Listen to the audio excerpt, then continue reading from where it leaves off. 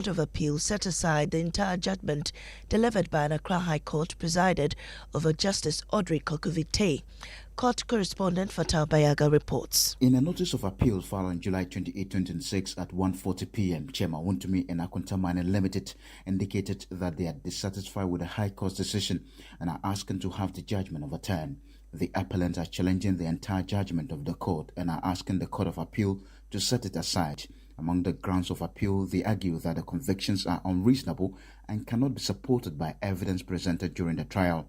They further contend that the trial judge failed to properly interpret the Minerals and Mining Act 2006, Act 703 as amended. The appellants also maintain that the trial judge exceeded the court's jurisdiction by interpreting constitutional provisions which, in their view, fall exclusively within the mandate of the Supreme Court. Related to Galamsey, the Ashanti Regional Security Council and National Security have impounded 9 excavators in an anti-illegal mining operation at the airport community in the Obuasi municipality. More in this report by Love FM's David Opoku, read to you. During an inspection of the site, officials from the National Security Secretariat, NADMO, the Minerals Development Fund, the Logistics Group, and the Environmental Protection Authority assessed the extent of land degradation caused by illegal mining. Deputy Ashanti Regional Security Coordinator Alhaji Abdullah Umar disclosed that 3 excavators found operating at the site had previously been disabled by the Security Task Force. However, the illegal miners later replaced the removed parts and returned the machines to resume operation. We are here today to come and see how degraded the land near the Obuasi airport has been. Because last week, National Security and NIMOS came to do an operation here where we picked about 9 excavators and took parts of about 3 of them, which were here. So as you can see, on our way here, we saw 3 of the machines still working. So we later realized that they are part of those that were in a way demobilized. And moving on, the NPP has warned that Ghana risks political turmoil if the Supreme Court interprets Article 66(2) of the Constitution to permit President John Mahama to seek another term. The caution comes as the Apex Court considers 3 petitions on presidential term limits amid allegations of an alleged third-term agenda that President Mahama has dismissed. NPP National Organizer Henry Nanabuaji spoke on Top Story. The posturing of President is very deceptive. President Mahama is trying to say, oh, as for me, I think 2 terms. I do not intend to seek. But whoever is going to Supreme Court, as for that, I do not control Supreme Court. So whatever interpretation they will put on that, I don't care. So that immediately Supreme Court, that is why I'm saying that I will be very sad and Ghana will be thrown into a state of turmoil if any strange interpretation is put on this article. But former Tamale Central MP and a leading member of the NDC, Inusa Fuseni, has rejected the claims, insisting President Mahama has no intention of staying in office beyond what he is constitutionally mandated to. The party intends to respect the constitutional arrangements that says 10 limits for president while in office. So for the party, term limits must apply, and the president is elected for a certain term of office. Now, the Constitution itself is the document guiding disposition of the party, which provides for term limits. Now, the Upper West Regional Police Command is appealing for calm in Wichau and surrounding communities after unrest erupted over the death of Abu Tijani, a youth leader and murder suspect who died in police custody 2 days after his arrest. Residents alleging he succumbed to injuries sustained during his arrest staged protests that drew a heavy security response, with at least 3 people reportedly injured by police gunfire. Police, however, say Tijani complained of a severe headache while assisting investigations and was rushed to the SDA hospital in Wa, where he later died. Here's Upper West Regional Police Commander DCOP Francis Yiribari. As I speak, there is calm in Wichau. People are going about their businesses, even though some individuals have also fled the town by the fear of insecurity. But we want to assure the people the police remain in position in Wichao to support all law-abiding citizens in the town to go about their businesses without let or hindrance. And we will continue to extend our condolences to the chief, his elders, immediate family, and indeed the good people of Wichao. Now, for most people, buying shoes is about style, color, and price. But for those with plus-size feet, the search often ends in disappointment. Enjoying this feature titled A Walk in My Shoes, Michelle Latte walks us through the struggle of finding shoes that fit. For many women, shoe shopping is about finding something they like. For me, it's about finding something that fits. I wear size 44. Which means before I think about style, color or price, I first have to answer a more basic question. Do they have my size? Pounds has sold shoes here for years. One look at my feet and it gives an answer that sounds all too familiar. I'm not sure you'll find your size here. To be honest, we do not often get shoes in larger sizes. The next day, I decide to try my luck elsewhere. This time, I head to one of Accra's biggest shoe boutiques. Hello, can you help me here? I don't think this fits me. Actually, this design is at 42. That's the biggest size we have so far. Oh, too bad. I understand what you are going through. There are some that were even 52. There was a time a customer was just standing by the gate. She didn't get a size, but she couldn't leave. I've learned to laugh about it, but sometimes it gets frustrating. Something as simple as buying a pair of shoes comes with more effort, more time, and sometimes more money than it should. For women with big feet like mine, every shopping time becomes another struggle.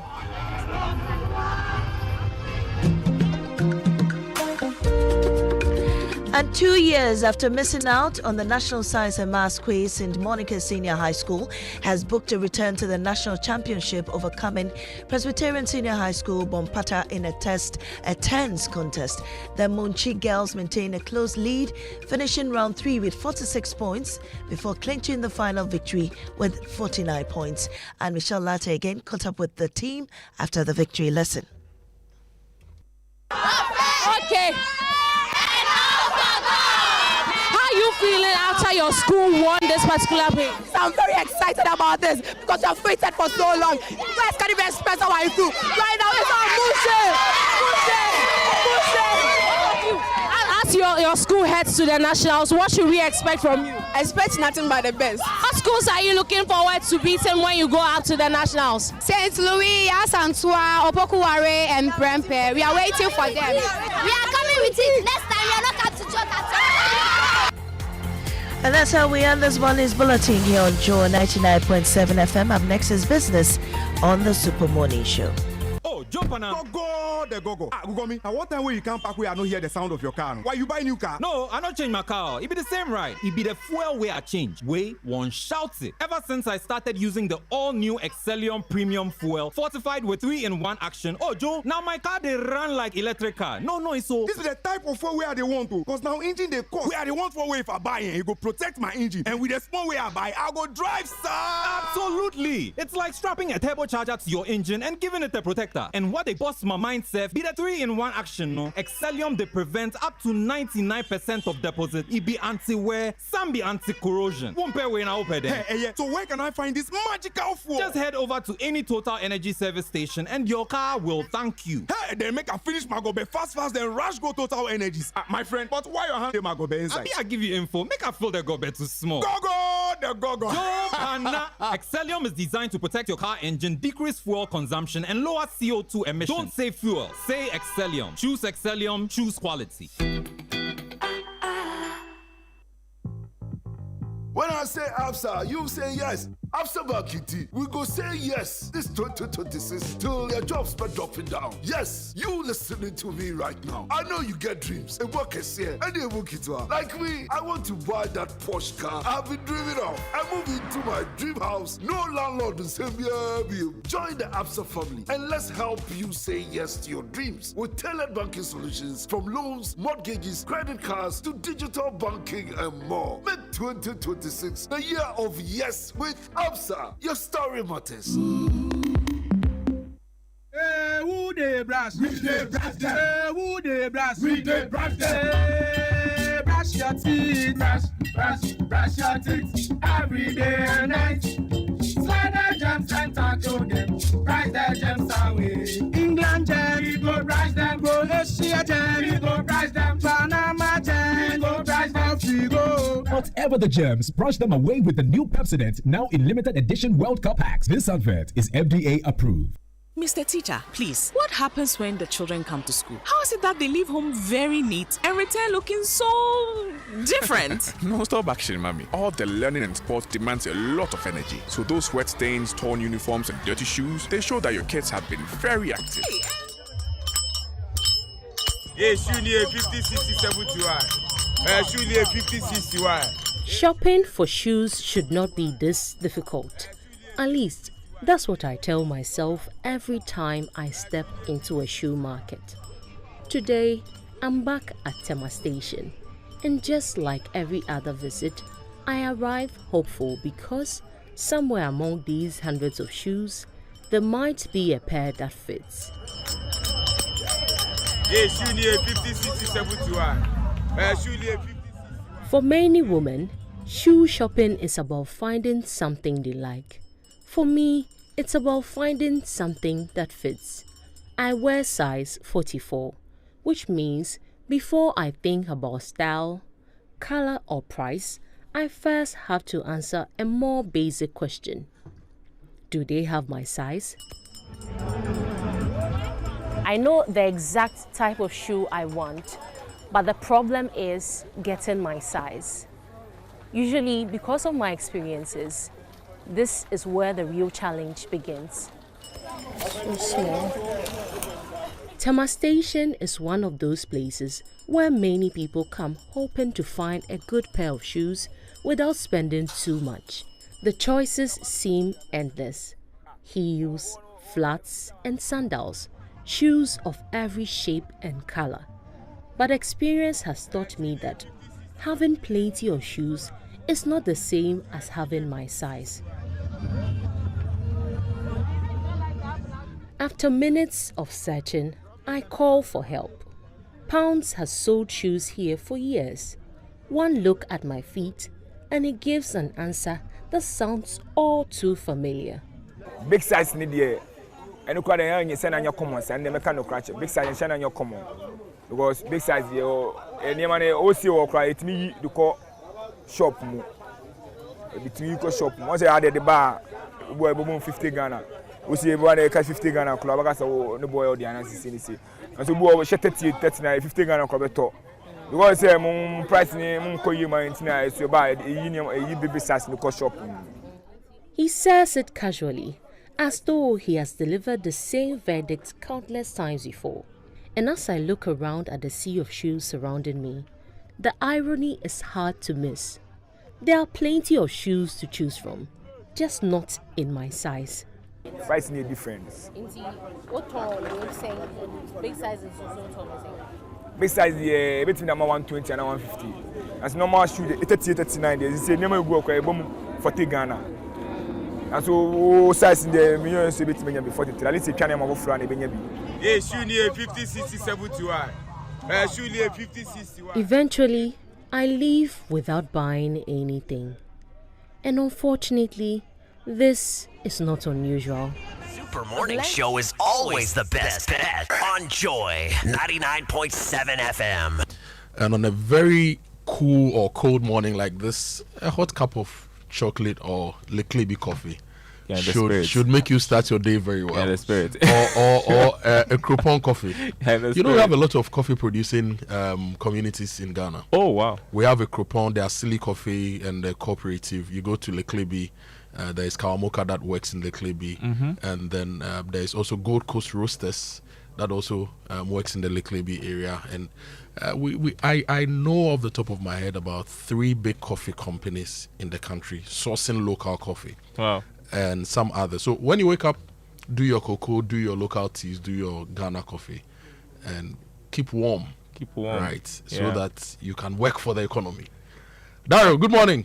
Good morning. Speaking of keep warm, we thank God for the weather, because last night the lights were off, right? Yeah. And still off this morning as I was coming to I work. was up between 2 and 4, and it went off somewhere around 3 a.m., right? And usually when the power goes off, I just go to stand on top of my house to check whether it's just whether it's a local fault. I was the only one. Yes, but I realized that from Kwabunya, so I see all the way to Legon, Lakeside, Ashaiman, parts of Tema, parts of Oyibi. I'm not on a must, but I see because of where my house is situated, and I see from Ebri to Mampong to the other Miracles Abuaji's hometown, Latte. I see lights from all those, and the whole mountain was dark. Looks like a major fault. Yes, and so when I was driving to work, I asked myself what was happening. Where do you live? Did you have power? I didn't have power. Odome Estates. Yeah, no power over there. So, yeah. Okay. I think it affects a large part of the city as well. I don't know, in eastern region, I don't know whether what in other I know parts of the is region, that it's the widespread. country, In Ashanti region, Western region, other regions are suffering same. We've just received a statement from Gridco. I'm trying to open it. I don't know whether the power is also affecting my data today, because my data has been quite slow today. It's been quite slow. George, do you have the statement? Let me have it.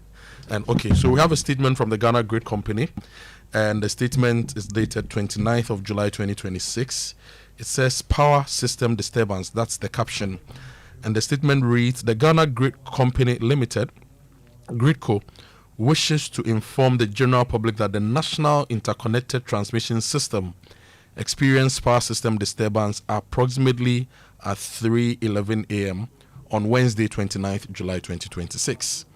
The disturbance resulted in the simultaneous tripping of some generating plants across the national power system, leading to interruption of electricity supply.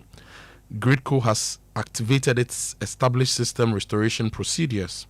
Our engineers and system operators are working continuously in close collaboration with power sector stakeholders to restore power within the shortest time possible without compromising safety. At the same time, a comprehensive technical investigation has commenced to determine the precise cause of this system event.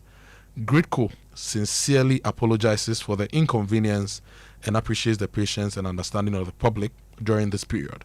We remain fully committed to restoring supply to all affected customers as quickly and safely as possible, and will provide further updates as more information becomes available. And this is issued by the Corporate Communications section of Gridco. We've got an explanation. Well, Willie texts that says the lights are back in Tema Community 8, so that's good news for you in Tema Community 8. Yeah. So that's one big story, but you are bringing us the other big stories in the Joy Business Report. But before we do that, let me remind you that the 6 a.m. news is brought to you by Total Energies. Total, we go the extra mile for you. Absa Bank Ghana Limited, your story matters. And the Joy Business Report is brought to you by Omni Basic Bank, not just another bank. Who are we giving the trumpet to this morning? Well, you have somebody in mind, right? Yes. Yesterday we discussed the young doctor in Paga, Dr. Amma Nkiwa Edu Apia,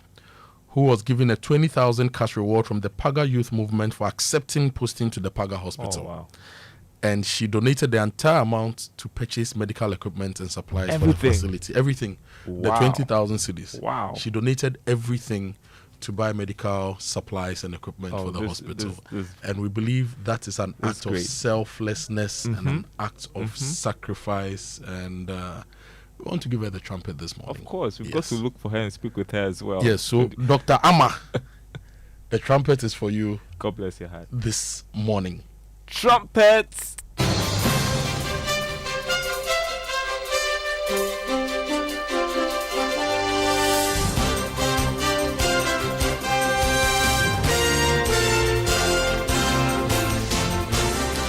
Good morning. Hope you have power wherever you are. This morning, coming up on the Joy Business Report, some oil marketing companies increased fuel prices at the pumps way ahead of sanction dates for review. Also coming up, Face Solutions warns inflation will surge to 9% by end of year, higher than the finance minister's forecast of 5% plus. All 6 members of the Monetary Policy Committee voted to keep policy rate at 14%, with inflation rise cited as a major concern. Details coming up.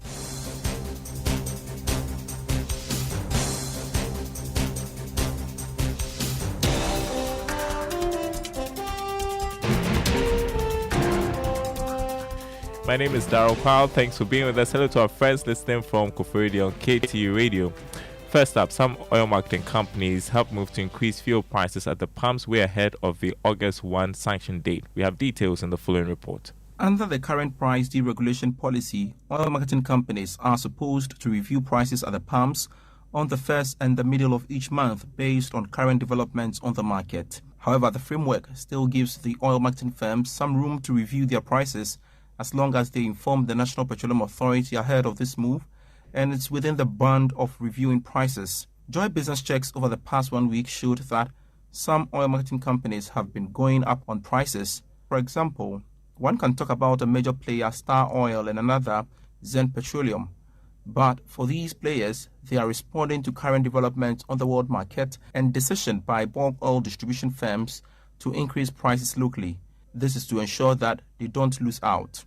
Chief Executive of Star Oil, Kwekutieku, in a Facebook post stated that the exceptional increase in fuel prices on the world market gives them the room to review their numbers. This is because since 15th July 2026, prices of finished petroleum products like diesel has gone up by more than 25%, while petrol has reached more than 20% hike. Therefore, they have to find some innovative ways to ensure they don't lose out. Another major player in the industry, name withheld for now, has told Joy Business that the development has forced them to buy products short period, like 2-day cycle, meaning they have to increase prices to make up for the cost. So for now, can we argue that we have gotten to the level of full implementation of the price deregulation policy, where prices could be reviewed on a daily basis? Meanwhile, the Chamber of Petroleum Consumers Ghana says government must work on getting a favorable exchange rate regime for local refining companies. This may help check rising prices of petroleum products. Here's Executive Secretary Duncan Amwa.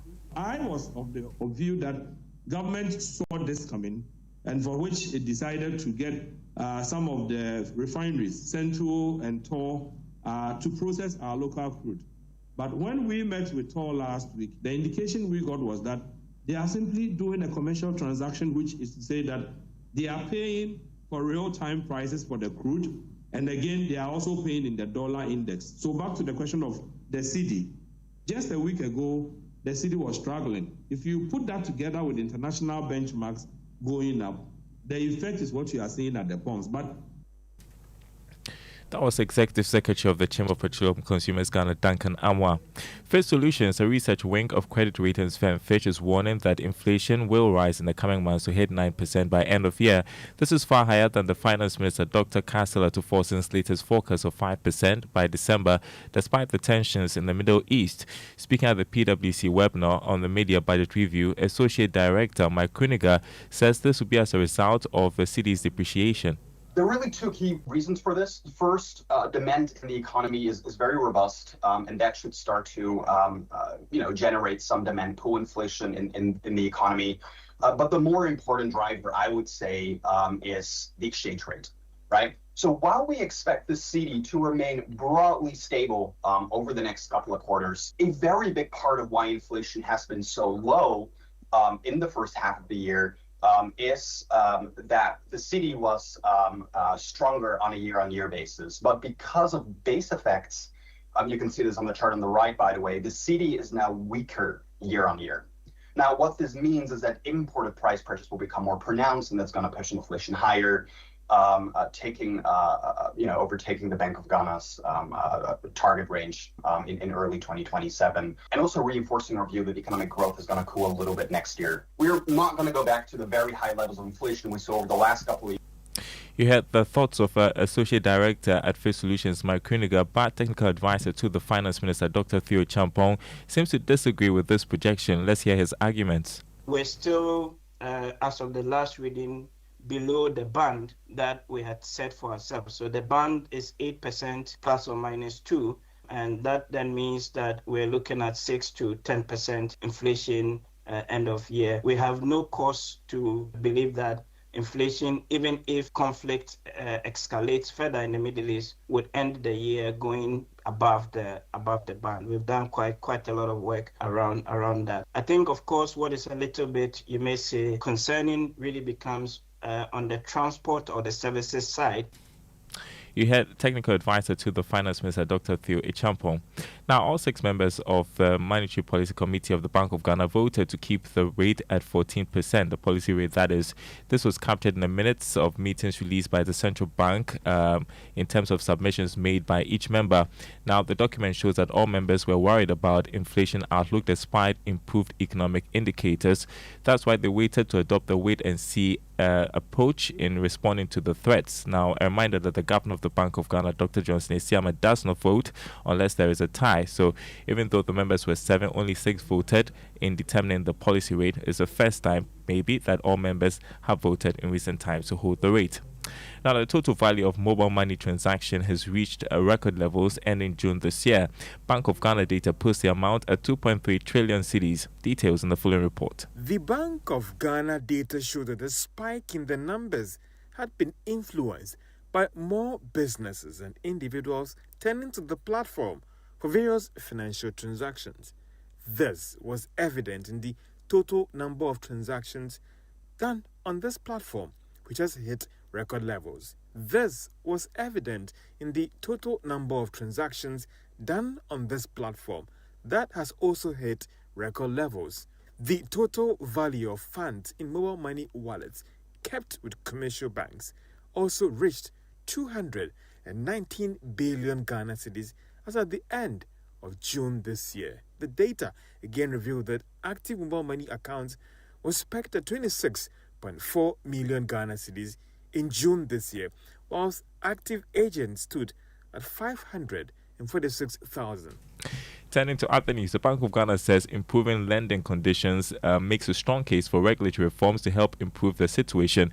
James Ishen has more from the maiden EcoBank Joy Business Financial Dialogue Series. The EcoBank Joy Business Financial Dialogue Series was held under the theme Unlocking Access, Empowering Communities, Transforming Economies, Driving Financial Inclusion through Digital Transformation. According to the Bank of Ghana, improving lending conditions are expected to enhance access to finance for households, small businesses, and entrepreneurs, particularly at a time when digital innovation is transforming the delivery of financial services in Ghana.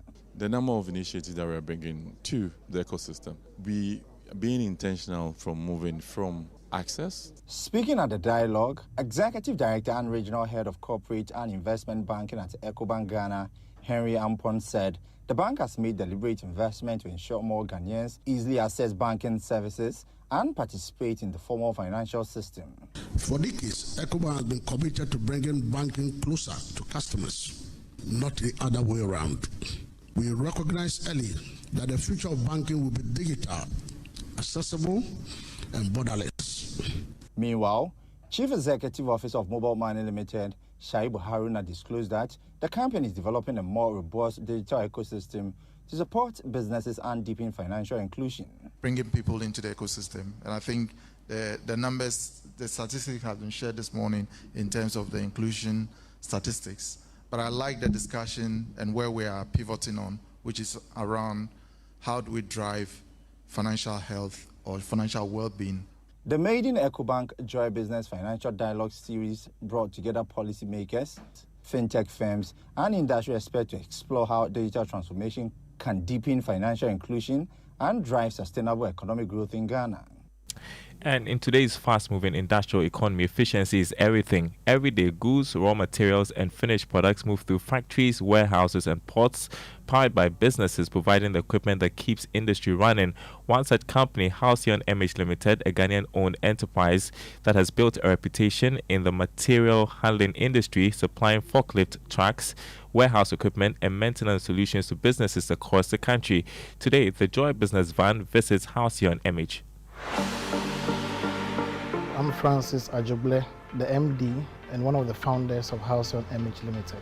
Halcyon was started in 2015 out of the need to provide reliable, safe, efficient material handling solutions to businesses in Ghana and beyond in a very timely manner. Back in the days, getting reliable equipment to work with was almost impossible. We went out to get machines and guys had water containers at the back of the machines to be topping up the water whilst they were working. It was really, really difficult to get good equipment, reliable machines to work with, so we took on the challenge to get into the market and support businesses. That was the vision. Okay, so hear more about Halcyon MH Limited on the Joy Business Van. Full episode at 1 p.m. right after the Joy Business Report, 5 p.m. on Business Live on the Joy News channel. And as we have been reporting this morning, the Ghana Grid Company has attributed the power outage that hit parts of the country to interconnected transition systems. Ghana Grid says this affected supply from 3:11 a.m. this dawn, resulting in some generating plants across the country tripping. And so that's the update on the power situation in case you're looking for an explanation to why the lights went off. Before we go, here's an update on the markets this morning. Crude oil has gone up marginally. It's selling this morning at $87 a barrel. Gold, $4,034 an ounce. Cocoa increased by more than $100. It's trading this morning at $5,201 a ton. On the currency market, the dollar going for 11 cedis 79 pesos. That's what major commercial banks are offering their clients. The euro going for 13 cedis 39 pesos. The British pound 15 cedis 67 pesos. The Forex Bureau is quoting the dollar at 12 cedis 30 pesos. More news on our website, myjoyonline.com/business. My name is Daryl Kwal. Thanks for listening. The Super Morning Show continues with Kojo and the team.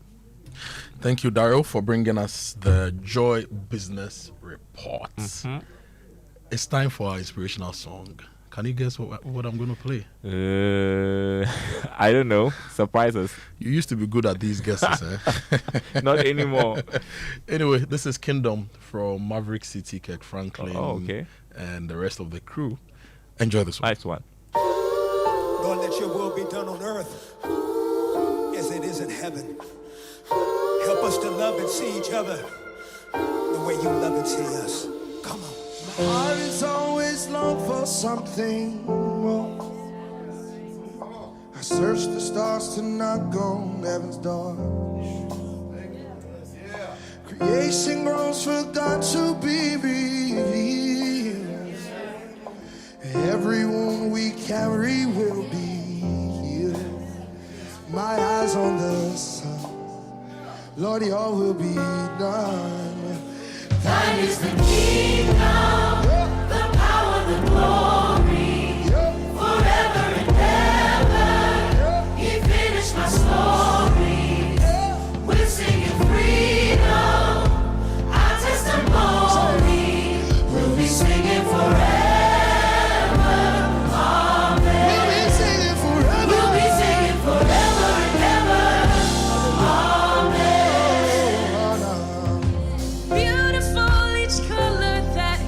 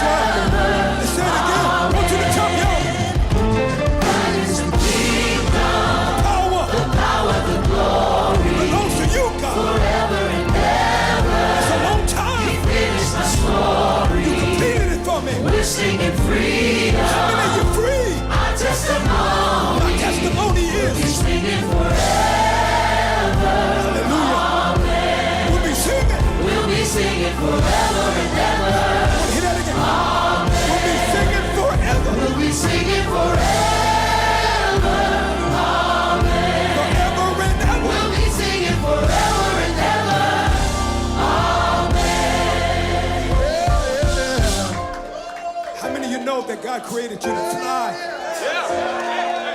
Listen, don't you know that really you're too big for this planet? You were created for something bigger, something greater. And listen, you cannot get distracted by your right now that you forget your tomorrow. Chandler, remind him, Chandler. Talk to him. If you ever wonder what heaven looks like, it's looking like me and you. And if you ever question what heaven sounds like, just let it feel the room. Can you help me say if you ever wonder, if you ever wonder, If you ever wonder, it's looking like me and you.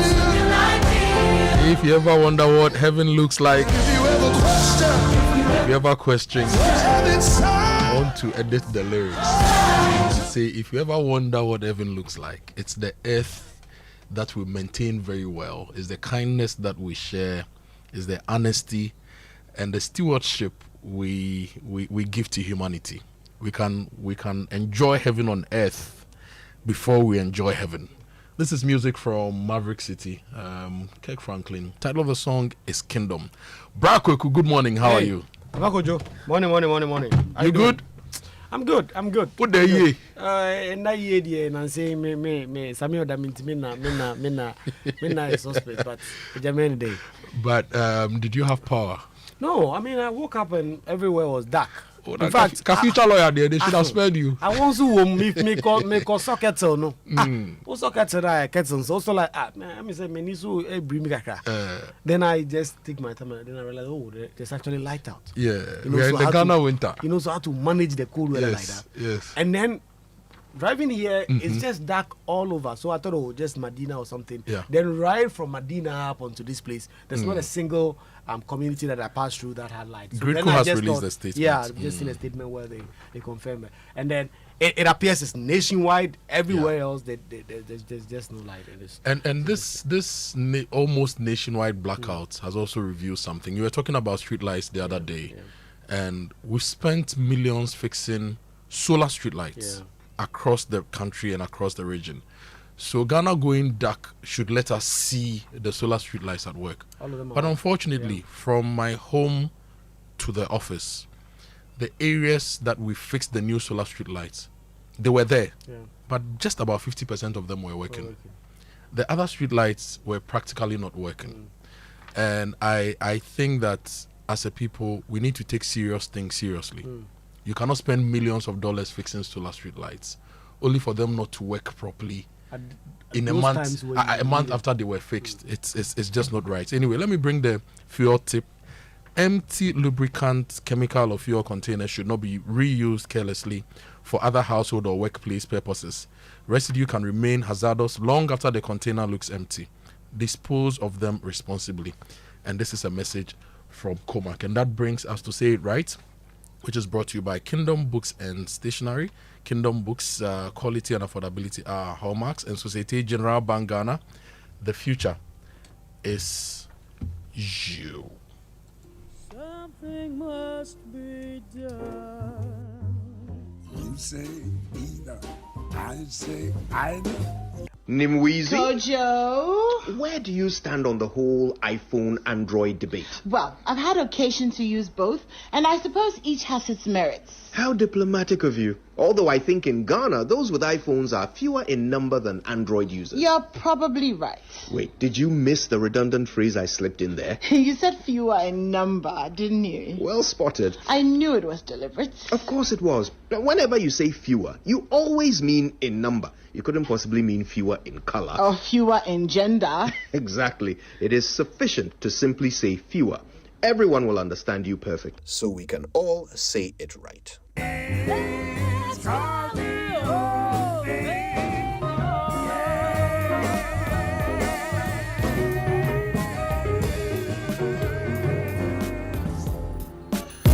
A lot of schools are on vacation. Some have reopened at different levels. And if your child is going to school this season, Kingdom Books has a special promo for you. From August 1 to September 30, you get 15% discount on all school items, including pens, pencils, erasers, across all the branches of Kingdom in Accra, Tema, Kumasi, Takoradi, Winneba, and Cape Coast.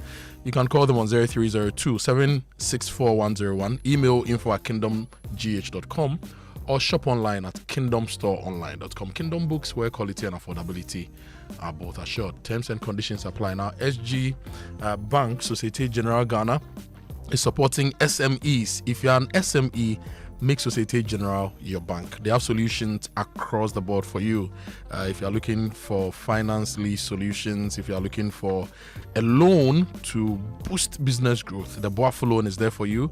They have the factoring and invoice discounting solutions as well, and a whole lot more for you. So if you run an SME, talk to SG today, Societe Generale Ghana. You can go to their website, Societe Generale Ghana, societegenerale.com.gh, or call them on 0302 214 314.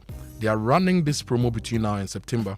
So go to any of the branches, learn more about the SME loans promo, and discover how we can support the next chapter of your business. Societe Generale Ghana, the future is you. Time for the newspaper review, brought to you by Syntex Tank, a strong, a tough, Kel Charcoal Toothpaste, Happy Smile, and Star Oil, quality and affordable fuels for all. Brakweku, what do we have? Let's get into the Daily Guide front page. Can Tanka family split over Kojo Safo's funeral date? It's a big one there brewing when it comes to the picture of Sarah Josafo and the brother Kojo Safo Jr. and then their late father, Dr. Kojo Safo Kantanka. 30 billion projects unexecuted. That is a minority during the media budget review debate. Police fires gun at Techiman Krobo nursing students. Demo 4 arrested and courts to be automated nationwide. As the Chief Justice and pastor arrested for fraud, sharing nudes. That's also there in the front page of the Daily Guide paper. So courts are going to be automated nationwide. We hope so. Do you remember the E something project? E-Justice and all of that. Yes, we had an E-Ghana project funded by the World Bank that was supposed to ensure we have Ghana card, E-Justice, E-Port, E-everything. And it's been a long time. Still, our courts are not automated. The E-Justice, we've not extended it to all courts. At all. Charlie, we need a miracle in this country. Anyway, let me take you to the BNFT. Prof. Boateng, UMAT launch AI-powered supply chain platform. That's the University of Mines and Technology. Now, commodity surge underpins IMF program exit. Reform agenda enters new phase. And the big story, $900 million loan approval sparks post-IMF fiscal debate. And GCB turns margin compression test into statement of strength with strong half-year performance. IC Asset Managers also, they've launched the IC Wealth on MTN Momo. And the Mineral Income Investment Fund's most valuable assets, according to an article, a feature in the BNFT, it's its resilience. The News Center, CPS, exposes major inconsistencies in media budget data. Nursing trainees accuse police of brutalities during the demonstration. Giadek Ibrahim Ahmad denied Valco takeover.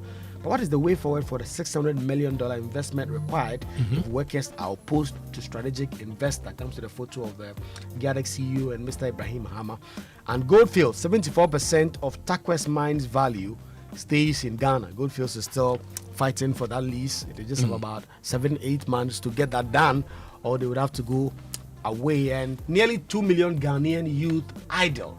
Ghana Statistical Service, very, very big story. 2 million Ghanaian youth. What does it also mean to be idle? Unemployed? You later, I'll let you give us the details of that story. Now, the Daily Graphic, don't leave autistic children behind. GT Bank drives social change. Gabonese president on 3-day state visit in Ghana. GCB posts 1.23 billion Ghana cedi half-year profits, and Valco needs strategic investor to survive. This is according to Gayadek. Those are the stories from Daily Graphic. And if you grab the Junior Graphic this morning, you know the puzzle we used to solve when we were children. It's still there. Ejinaho Pinting. So get a copy of the Junior Graphic as well for your children. Let them get the trending stories and the articles that will shape their minds as they grow. So those are the newspapers. We go online now, and the online news review is brought to you by Zenith Bank in your best interest. Now, Zenith Bank says stay alert. Shine your eye when someone calls claiming to be from Zenith Bank. Fraudsters can sound professional, confident, and convincing. They may ask you to confirm your account details to help resolve a supposed problem or secure your account. Remember, Zenith Bank will never ask for your PIN, password, or OTP over the telephone, email, or via any channel. If this happens to you, if somebody calls you to ask for this information, end the call immediately. Contact Zenith Bank direct on 054 2000 111. Shine your eye, spot the fraud, stop the fraud. And this is a message from Zenith Bank in partnership with the Ghana Association of Banks. CityNewsroom.com. Widespread power outage hits part of Ghana, and PwC declining inflation should translate into cheaper loans. To me, a contaminating appeal 20-year jail sentence in Sambra Boy case, and government launched some jobs program. All of that on the front page of CityNewsroom.com. If you go to my Joe online, there's a pop-up that says the Habitat Fair is coming. So get ready for that. We are so excited about that.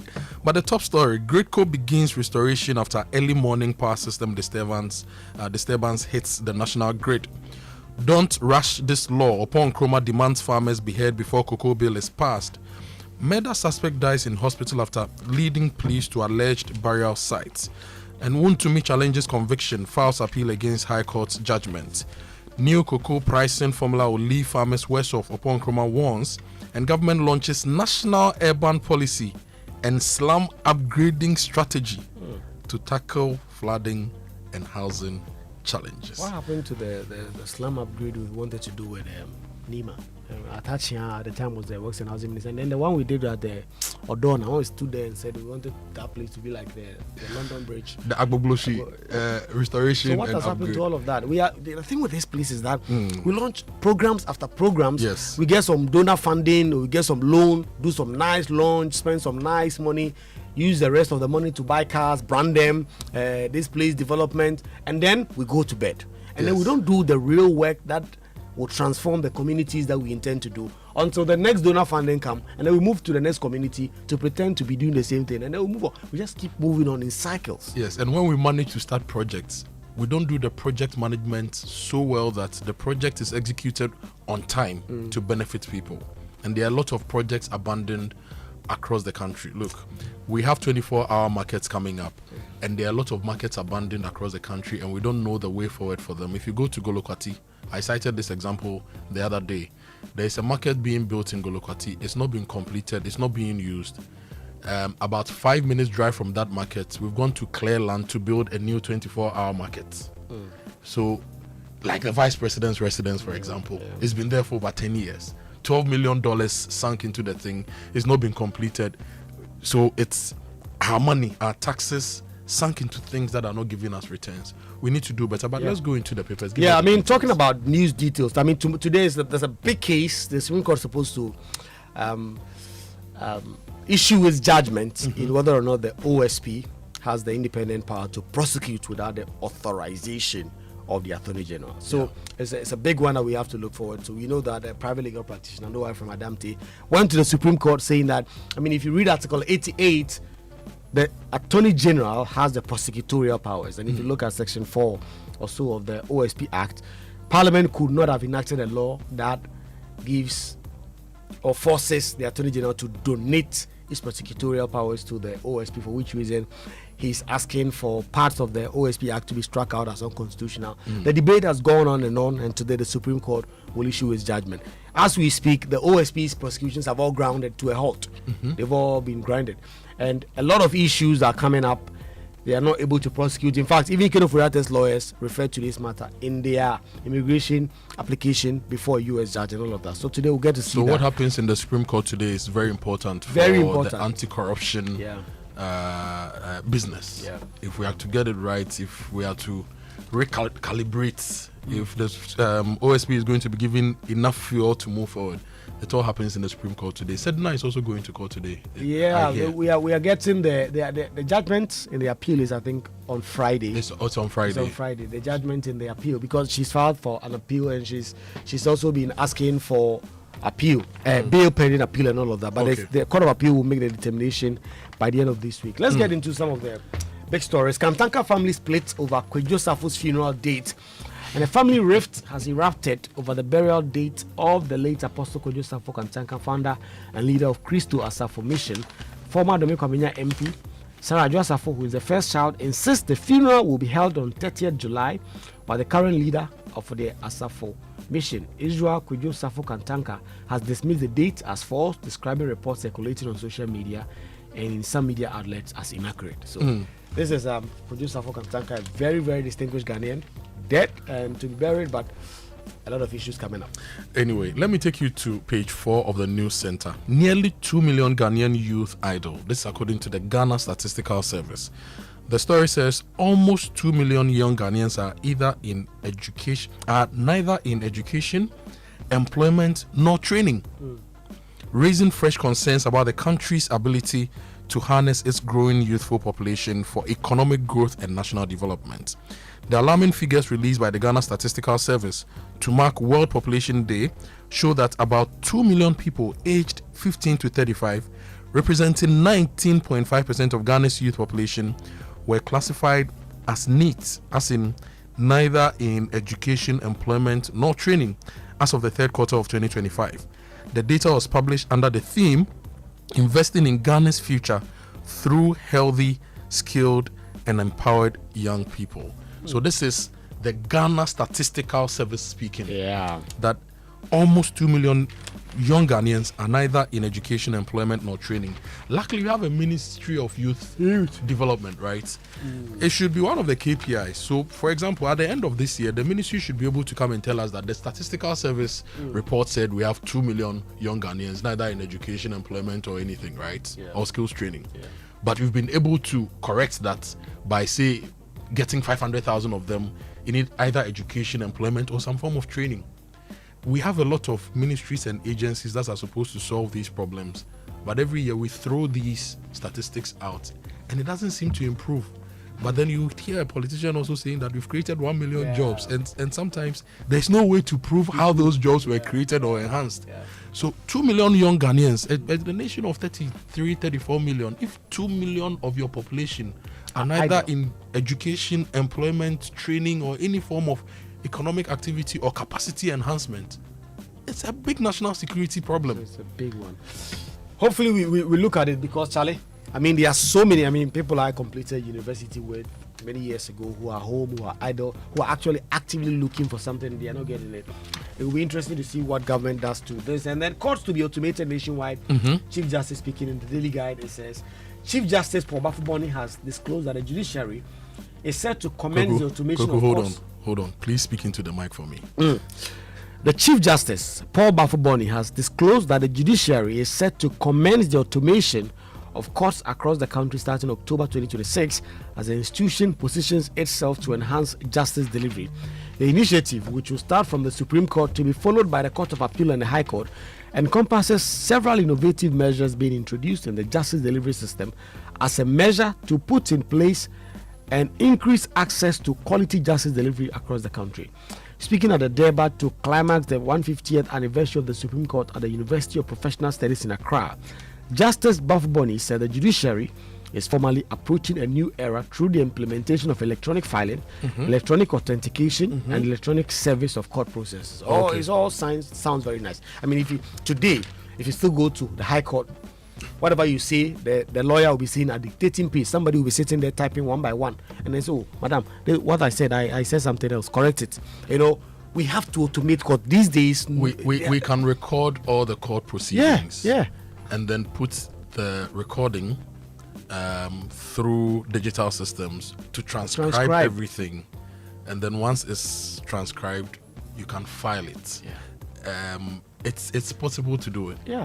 That's what they've done everywhere else. It's so easy to do. If you go to a high court and dictation, my lord, then you pause. Then you write. When the Sunyani court got burnt, I was so scared for cases in Sunyani because all the documents were lost. And we know that it's not digitized. So the land issues, the divorce issues, the civil, criminal cases, everything is set back. So if the prosecutors and the lawyers and all those, they don't have copies of these documents, big trouble. So we need to do better, and we have the capacity to do these things. KN University has had a computer science and computer engineering course for years. Legon, we have the Ministry of Communications with all the capacity they have. And this should not take us more than like 6 months to set up. We should be able to do it. Anyway, the VACO story is in the center spread of the news center. Gayadek, Ibrahim Muhammad denied VACO takeover, but what is the way forward for the $600 million investment required if workers are opposed to strategic investor? And Elvis Dako analyzes the VACO issues so well, and he's asking us to be serious with looking for a strategic investor to keep us going. Brilliant. Let me do a quick one on my journal.com. Gridco begins restoration after early morning power system disturbances, National Grid. The Ghana Grid Company, Gridco, has begun restoration efforts after a power system disturbance affected the national interconnected transmission system in the early hours of Wednesday. According to Gridco, the incident occurred at about 3:11 a.m. and resulted in the simultaneous tripping of some generating plants across the national power system, leading to interruptions in electricity supply. In a statement, the company said its engineers and system operators have activated established restoration procedures to return power to affected consumers. Thank you for that update. And Parliament begins debate on 2026 mid-year budget review. There's also the debate on the cocoa bill. And Kojo Nkrumah says we should not rush the law. In fact, we need to have a national conversation on the cocoa sector. Cocoa board, PBC, cocoa marketing company, everything cocoa. Cocoa has cushioned the economy for years, and it's now becoming a problem. We need to have that conversation. And fishmongers clash with officials over demolition of fish drying site based on the Bastard Boys video that went viral. And 4 million Ghanaians living with hepatitis as deaths continue to rise. These are the stories from the newspapers and the online platforms. It's time to go for the BBC News. Is brought to you by Fidelity Bank. Believe with us. Glyco, we cushion you for life. Oba Spaghetti, it's made for you. Call your people, call your crew. Come chop, everybody come chop Oba. Go stop. Oba, come chop, everybody chop. And your salary deserves better. Switch to Fidelity Bank today and enjoy amazing benefits with Fidelity Bank. Just visit fidelitybank.com.gh or connect to their social media platforms at Fidelity Bank GH. Fidelity Bank, believe with us. Time for the BBC News.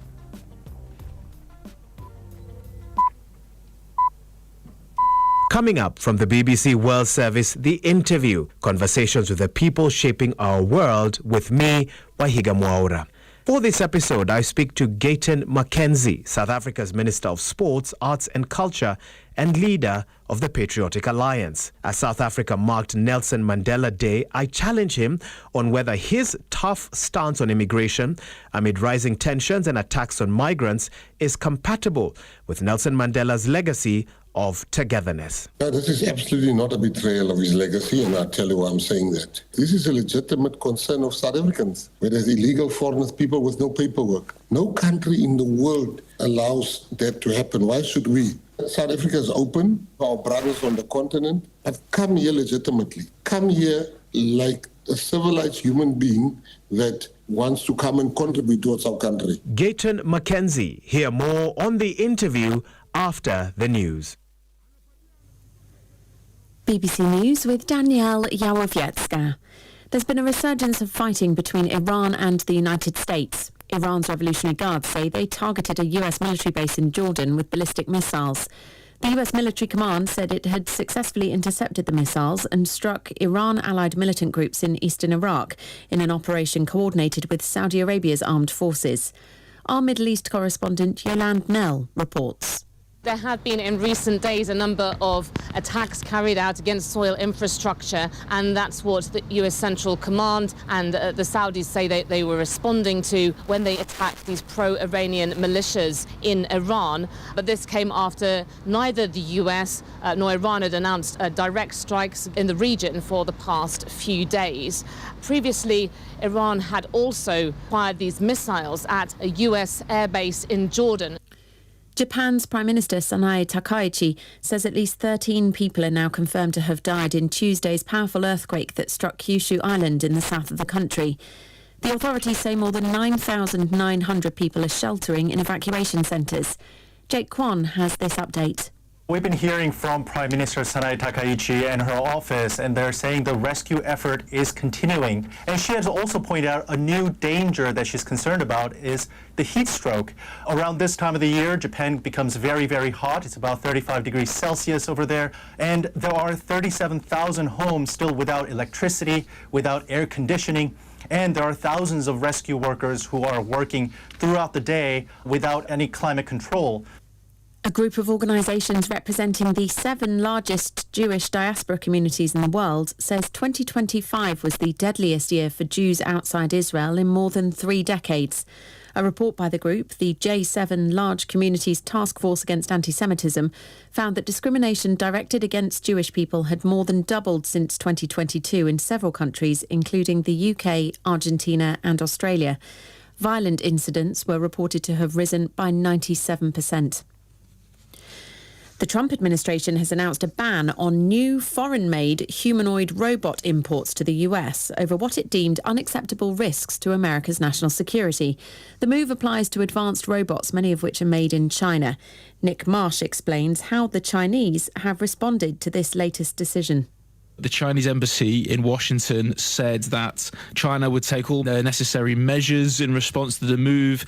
They criticised it as politicising technological advancements, and it says that basically the US needs to stop smearing Chinese companies and threatening them with sanctions and things. But it's basically another frontier in the US-China tech war which just shows no signs of abating. You're listening to The World News from the BBC. The US Senate has voted to confirm Jay Clayton, a key ally of President Trump, as America's new Director of National Intelligence. Mr. Clayton's appointment comes amid concerns among Democrats that Mr. Trump is seeking to use the intelligence community to further his baseless claims that the 2020 election was rigged in favour of Joe Biden. The governor of Russia's Ryazan region, southeast of Moscow, says industrial facilities have come under Ukrainian drone attack. Pavel Melkov said 6 people have been taken to hospital and emergency services were working at the scene. As parts of the country continue to battle wildfires, France is bracing itself for a very hot day with temperatures expected to reach almost 40 degrees Celsius. The worst blazes in the Gironde region have now been brought under control, though firefighters are still working to contain the flames that persist. Our correspondent Hugh Schofield in Paris says the situation there has been stable for the last 48 hours.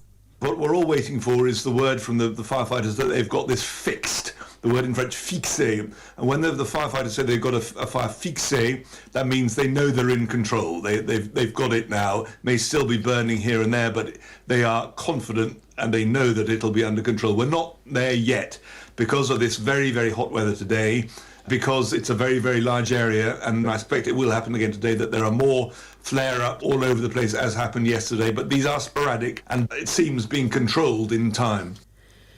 The Hollywood star and musician Jared Leto is facing allegations of criminal sexual conduct by 4 women who were all teenagers at the time of the alleged offences. The women say they encountered the 54-year-old between 2002 and 2014. Despite repeated attempts to contact Jared Leto, he has not responded to the allegations put to him by the BBC. And those are the latest stories from BBC News.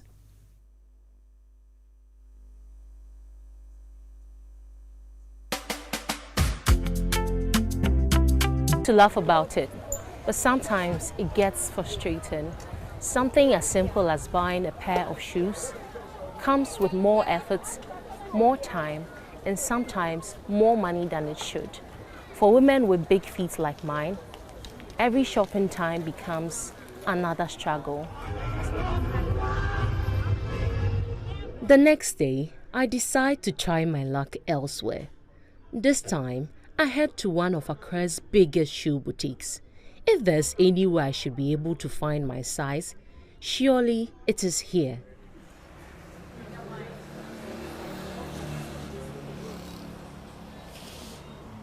The difference is obvious the moment I walk in. The shoes are neatly arranged, the shop is well stocked, and suddenly the search feels a little less daunting.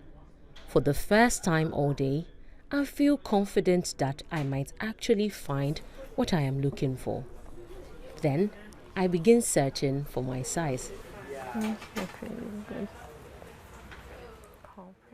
I spot a red pair and immediately fall in love with it. The color, the design, the heel, everything. I should give this a try.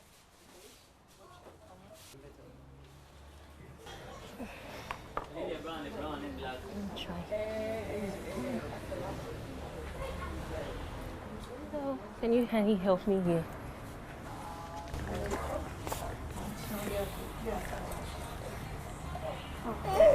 I don't think this fits me. Let me check the size for you. This is a 42. This what size you wear? I wear 44. 44. Yes, but I would have loved this same design. Actually, this design is at 42. That's the biggest size we have so far. Oh, too bad. The disappointment is immediate, not because it was the only shoe in the shop, but because for a moment I thought the search might finally be over. I understand what you are going through. There are so many people who go through this. There are some that were even 52. They come here for their shoes, so you are not the only one. There was a time a customer was just standing by the gates. She didn't get a size, but she couldn't leave. I understand exactly what she means, because when you finally find a shop with beautiful shoes, leaving empty-handed feels like giving up. And sometimes, finding your size still doesn't mean finding what you really want. The trendy styles, you can't find them there. But then you can find some people be like, oh, it's okay. But most people will be like, they don't like it. But then they will go for it because it's a plus size. Then Gloria takes me somewhere I wasn't expecting, a separate section reserved for larger sizes. And suddenly, another reality becomes clear. The challenge isn't only finding my size, it is paying for it. Okay, so this particular stand has the big sizes. It ranges from a size 40 to 45. And the prices are slightly higher than the normal ones. This is because anyone that wears a big size like a 44 will have a larger foot and heavier one. So we make it from a quality materials. Yes, and the prices here are like 500 cedis different from the normal ones. Because these ones are 825 cedis and the normal ones are 325 cedis. The smaller sizes, yes. Okay, so from 36 ranging 40 to 40. Sometimes you can get 42 at the smaller sizes, but someone that wears a big size, it will not fit the person. Yes. So those are the price ranges for big sizes. So quite a huge difference. Yes, a huge difference. What do you think is accounting for that? I think it's because of the quality of the shoe. Yes, because they can't just use any normal material for it. Because it will get spoiled within a few days. Yes. The difference is significant. What many can buy for a few hundred cedis costs much more in larger sizes. In other words, having bigger feet can be expensive. I have heard all kinds of assumptions about people with larger feet, so I wanted to understand what actually determines foot size. Dr. Lukman Ahmed says the answer is often simpler than people think. One major thing is the genetics or hereditary. So for example, if your father, your mother has a bigger foot size, it's likely you would also inherit that gene to have a bigger foot size. I think it is not true to say that beyond 42 foot size for a woman, that's abnormal. So it depends on, for an adult woman, what her foot size was already. So if her foot size was already 42, and then all of a sudden she realizes that the size of her foot is beginning to increase. All right, if she's now going to wear 42, it is very tight on her. She has to wear, let's say, 44, 45. Then it may suggest that there's something going on. Yet, despite what the science says, I still find myself having to explain something that really needs no explanation. Sometimes it comes as a joke, Other times, it comes as a comment or simply the look of surprise on someone's face when I ask for a size many people don't expect a woman to wear. You think that, okay, everybody thinks the sizes, shoe sizes about maybe 38, 30 is normal, and you are having, let's say, 42. So if that is so worrying to you and it is disturbing your peace of mind, you think that when you go to a place and people are buying shoes and you say that your size is 43, 45, you'll be looked in a certain way as though you are abnormal. Obviously, it may have some negative impact on the woman. Over time, you learn to brush off the comments and laugh along with the jokes. But that doesn't mean they don't stay with you. Because when people constantly react to your shoe size, it is easy to start feeling self-conscious about something that should not matter in the first place. Beauty, they say, is in the eyes of the beholder. It doesn't necessarily mean that when you have a bigger foot size, it determines how beautiful you are. It depends on what you consider as beautiful. So I think that such women shouldn't look down upon themselves. Rather, if they think that they were having a certain foot size and suddenly it has become bigger, then they should come to the hospital and we'll check them out and see whether there is any explanation medically for such a sudden increase. And if there is, we can always give medication or solve it. After all this, I still haven't answered the question I came here with. Did I find the perfect pair of shoes? Maybe. But if this journey has taught me anything, it is that there's nothing unusual about my feet. The challenge was never my size. It was finding a world that makes room for it. Michelle Latte, Joy News, Accra.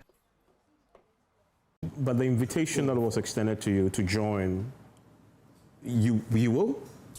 No invitation has come. It's a statement that has been made on the floor. But it was on the floor. Parliament is a house of record. Oh, do you know the number of things that this minister has said on the floor that has not been followed through? As we go into, full details, I will come to you with it. Yeah, but if you take him at his word... We can't take him at his word. At his word, he said it publicly. We cannot. AM.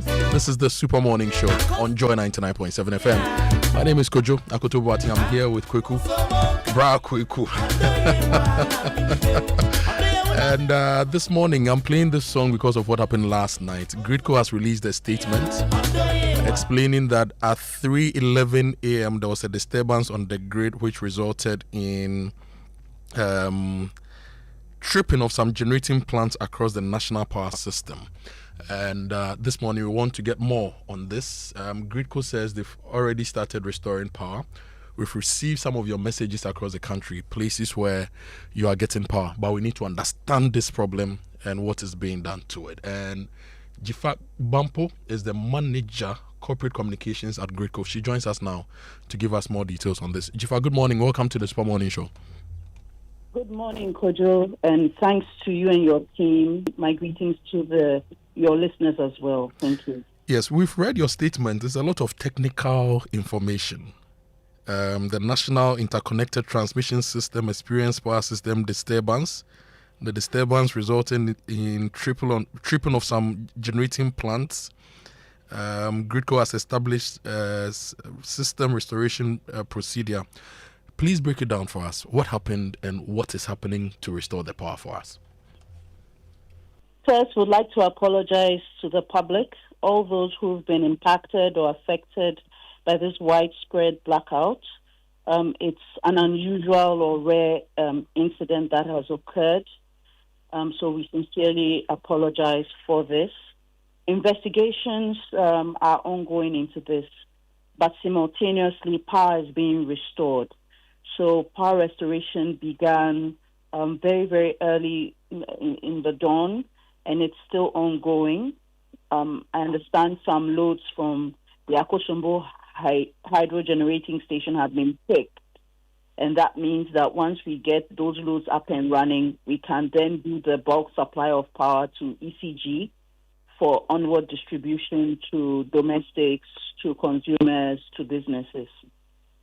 And how widespread was this power cut? Was it national? Did it affect all the generating plants? what I can say is that a number of the plants that provide significant power were impacted, and as a result, it impacts generally the wider public. So it's widespread. And your statement said that you are restoring power. What percentage of bulk supply points are back on the grid, delivering power to us? I'm unable to give you an immediate percentage, but that's why I indicated that we've restored some loads from Akoto. So it will take time because we have to restore Akoto, we have to restore Pong, we have to restore Bui, then we move to restoring the thermals because it does take a bit of time. We have a number of them, the VRA thermal plant in Tema, in Takoradi. We also have Car Power, we also have Asogli, and a number of others. We also have the plants in Kumasi as well. So it's a bit of work, and we urge patience as we work with the engineers to get this done. There's collaboration across the power system to ensure the restoration is done. Gridco manages, operates some 68 substations and switchyards, all of which are connected to ECG as well. So we need to get the generating loads up and running so that we can give the bulk power to ECG to onward distribute. So that is ongoing, and it does take a bit of time. You've mentioned almost all the key power plants, and so it's giving me the sense that this was a big problem. But for me, it mirrors what happened in November 2021 when the Aboadze-Bui trips happened. I think sometime in August 2024, we witnessed the same thing. May 2025 as well, we witnessed the same thing. Does this suggest that we have a recurring structural weakness? And what did the previous investigations recommend? And were those recommendations implemented? Because I'm asking this because one trip results in almost all our hydro plants going off, all the key power plants in Tema, Aboadze, and also Kumasi going off. Is there no redundancy in the system such that if we get a major trip somewhere, maybe on one line, it doesn't affect the other lines for us to have some power across the country? All those incidents you've mentioned are not related to this incident. This is what we call a power system disturbance. It's rare. It's not your usual trip that takes off one power plant or the other. It's rare. So the last time something similar happened, I think, was at least during my time at Gridco in the last 4 years, was in January 2023. So all these other examples you mentioned, they are not directly related to this. This is just a rare incident of an electrical nature. Okay, so we should not be too worried. Gridco has everything under control. Is that what you are telling us? Yes, we do. It's been 5 hours since the trip. How soon do you project that the whole country will have power restored for activities to continue regularly? We'll have to get further updates from the engineers on that. And that's why we indicated in the system that as soon as more updates become available, we'll make it known to the public. But this initial discussion is just to reassure the public that we are firmly on the ground in addressing these issues.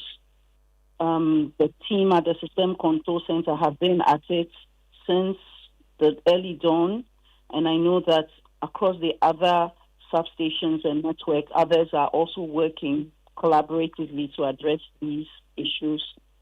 Investigations must go on because it's rare for this particular type of incident to occur. So please be rest assured that we do have a good system. Gridco's system is actually the best in the sub-region. We supply Togo, Benin, Burkina Faso, Cote d'Ivoire. And so we wouldn't be able to do that over these many years without having the kind of system and the kind of resilience and the kind of human capital we have. So just to reassure the public, the engineers appreciate how important it is to get power back up and running. They're working very hard to do so. Jifa, thank you so much for joining us this morning to give us some clarity on what has happened. And we wish the GRIDCO team all the best as you restore power for the rest of the country. Have a great day. Thank you. Jifa Bampo is the manager corporate communications GRIDCO. She's explained what has happened. She says we shouldn't worry. GRIDCO has capacity. They have the experience, and power is being restored. Yeah. When it comes to our people, I believe them. GRIDCO, ECG, the power, I believe them. We've built enough capacity over the years, so they are going to fix the problem. Yeah. And so let's support them with our hopes and prayers, so that.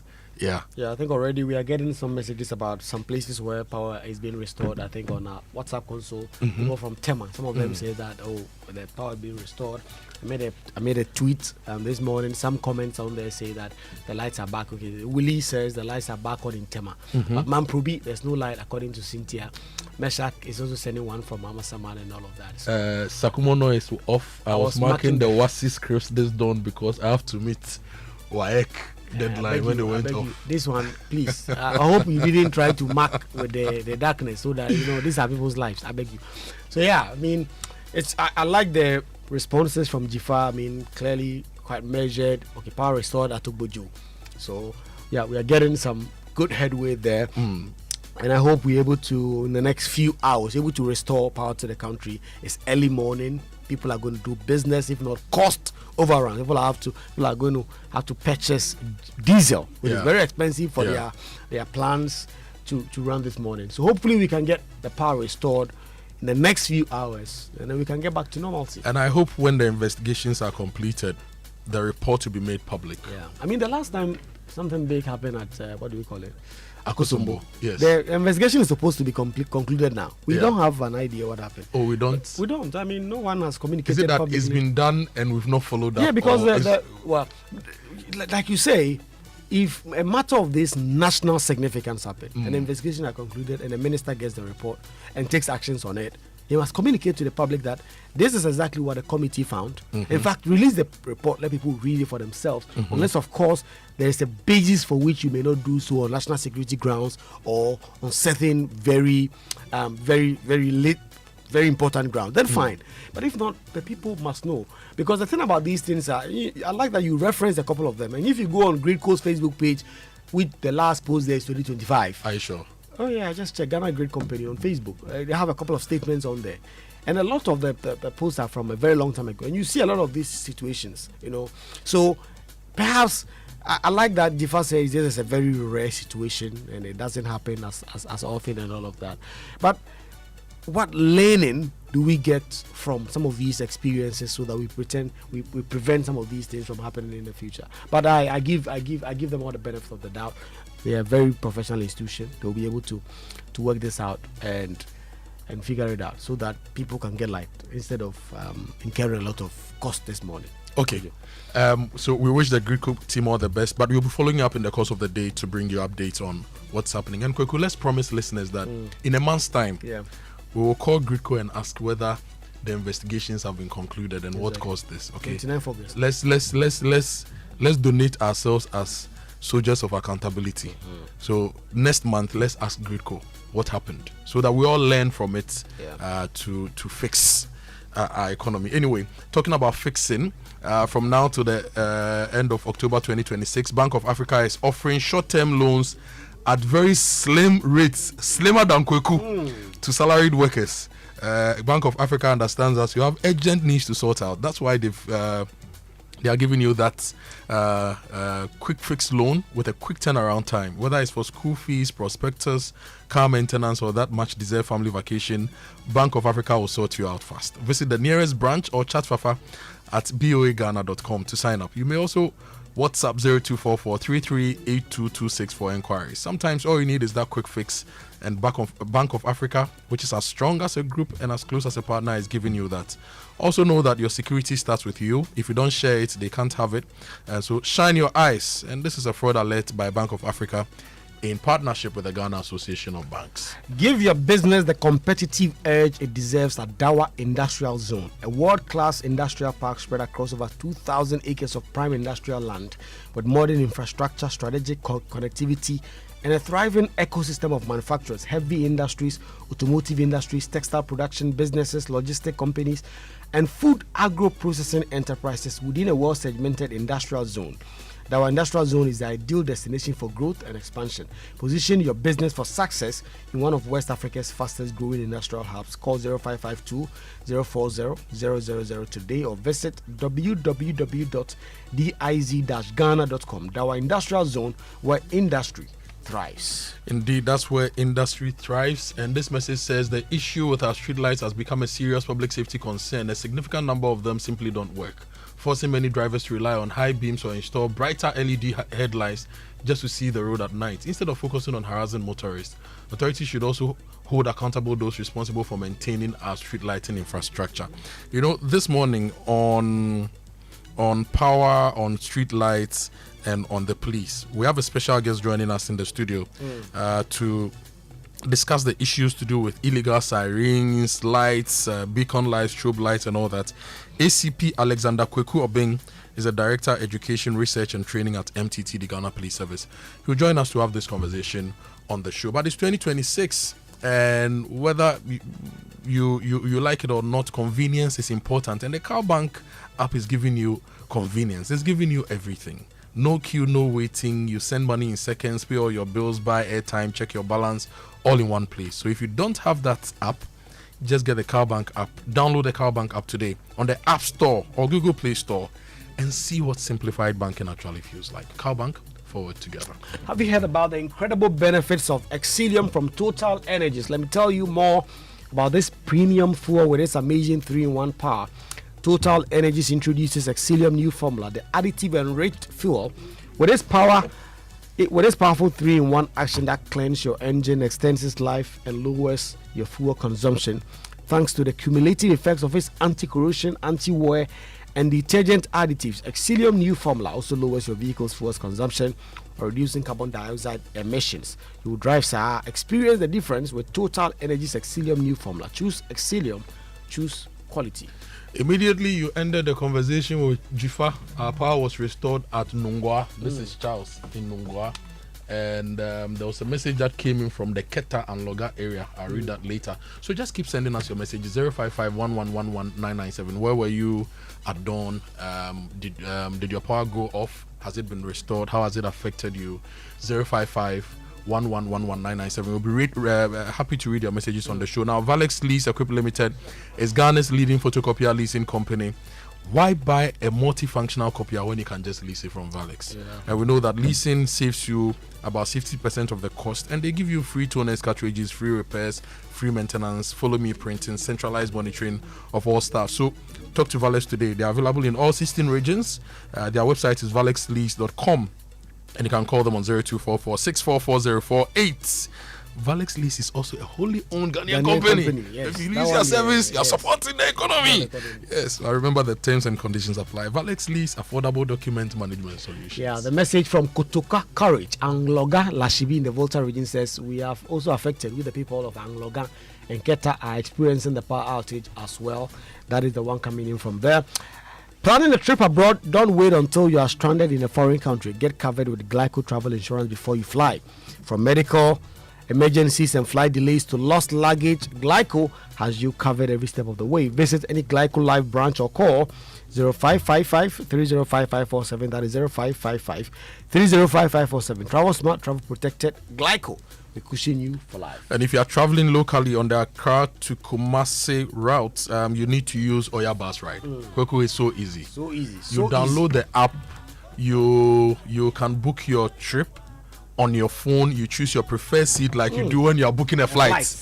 And then you Windows select 6. your pickup location. If you live in Amasaman, for example, you can select your location. If you live in Sawam, wherever, you select your pickup location and they'll pick you up there. You can track your journey and even monitor driver behavior for added peace of mind. This is technology at work, Yes. with the Oya Bus Ride app. Download it on the Google Play Store or the App Store and discover why your journey should begin on your phone. Oya Bus Ride. No giddy. Oya. Let's go. Yeah, let's talk Yanko water Kumasi. tanks now. You know mhm. the secret to real water storage. It is simple. If your tank doesn't have the tortoise on it, it is not the correct tank. That is right. The tortoise tank, Syntex tank, is the champion of water tanks. It is strong and durable and built to handle our Ghanaian weather. Rain or shine, Syntex tank has your back. So my people, go outside, check your tank, and if it doesn't have a tortoise on it, it is time to upgrade.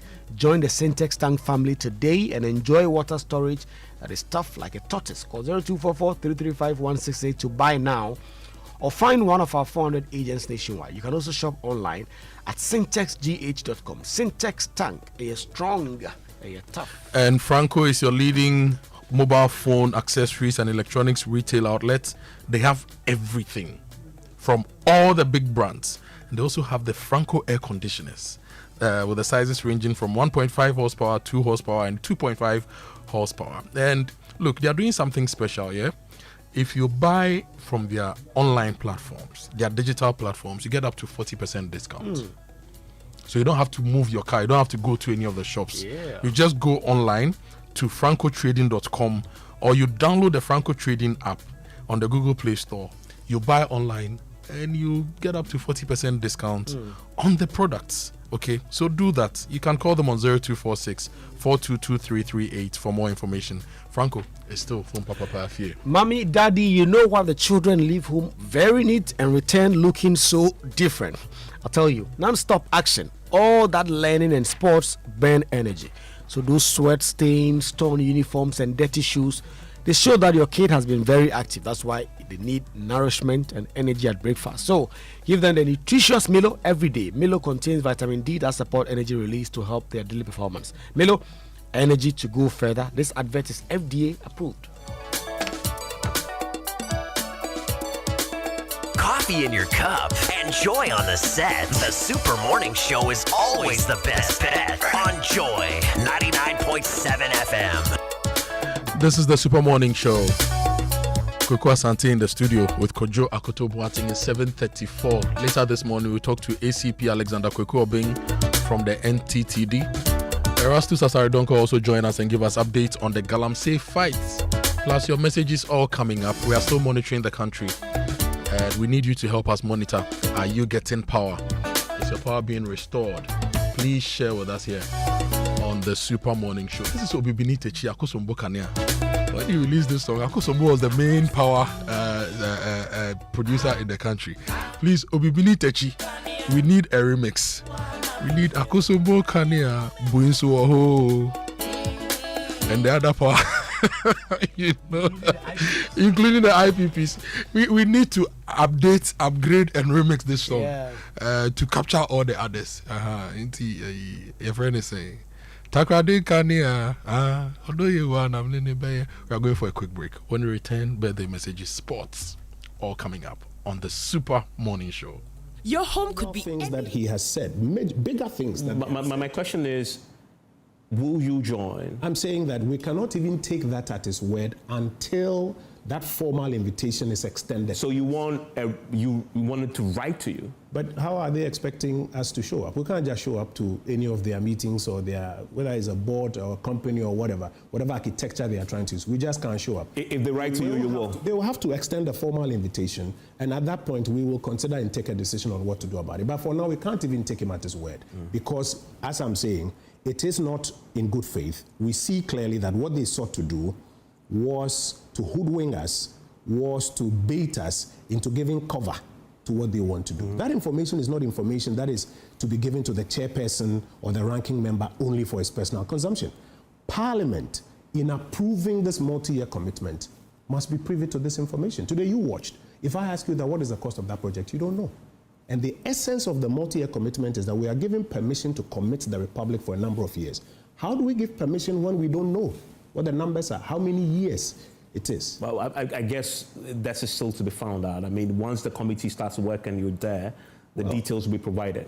We won't wait for that. So, I mean, isn't it a bit premature when the work has actually not started? No, at the time you are applying even from your ministry and taking it to finance for finance to bring to Parliament, you know. So that's why we're saying make it available so that Parliament is not blind as it is making a decision. Is there a reason for which we should refuse this? Maybe if we saw the numbers, we'll say no. Maybe we'll say no, this needs to be restructured so that the annual commitment, maybe instead of 10 over 4 years, maybe it should be 5 over 8 years so that there's more headroom for the Republic. We don't have this information. That's the point I'm making. So this is information that they haven't denied you, have they? They have. They have denied it. Today, and indeed over the weekend during committee meetings, we insisted that, you see, a multi-year commitment doesn't show up in the air. There'll be a ministry requesting for it. There'll be a project they want it for. They do what you call the project concept note, the pre-feasibility, the feasibility. Then they model the project, and then they have what you call the schedule, that in year 1, this is how much we expect the fiscal impact to be, year 2, year 3, year 4. They have all of that.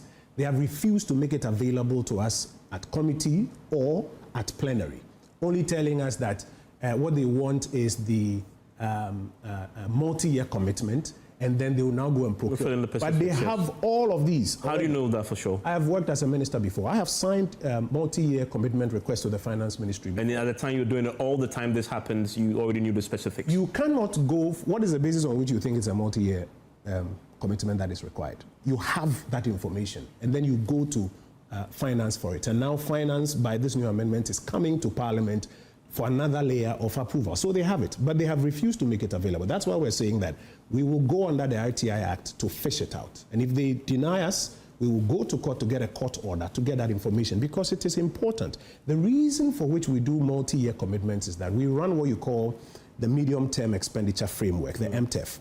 So this year, we have a fair idea what we are going to be paying on the expenditure side of our budget for the next 4 years ahead of us. It is important to ask ourselves how much headroom do we have left? So for any transaction that has multiple years of payment, you want to get first commitment, and 2, you lock it in the multi-year expenditure framework. So the essence is to help us do the job of overseeing what you call the medium-term fiscal program, so that we don't get to 2 years down the line and realize that, oh my God, we've committed to you. Happy birthday. Happy birthday to you.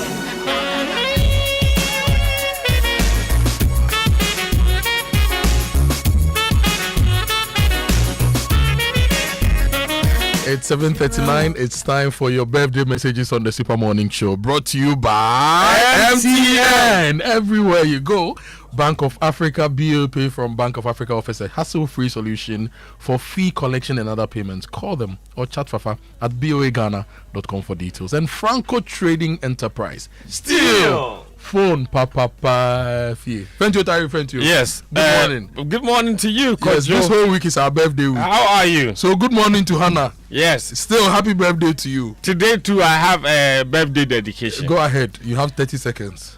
Belated happy birthday to my wife. Yes, you have 1 minute. Yesterday was my wife's birthday. Yes. Yesterday's wish was not enough. I wish her a belated happy birthday celebration today. Yes. And I repeat what I said yesterday. Vegetarians, mano. Vegetarians na fire ponche.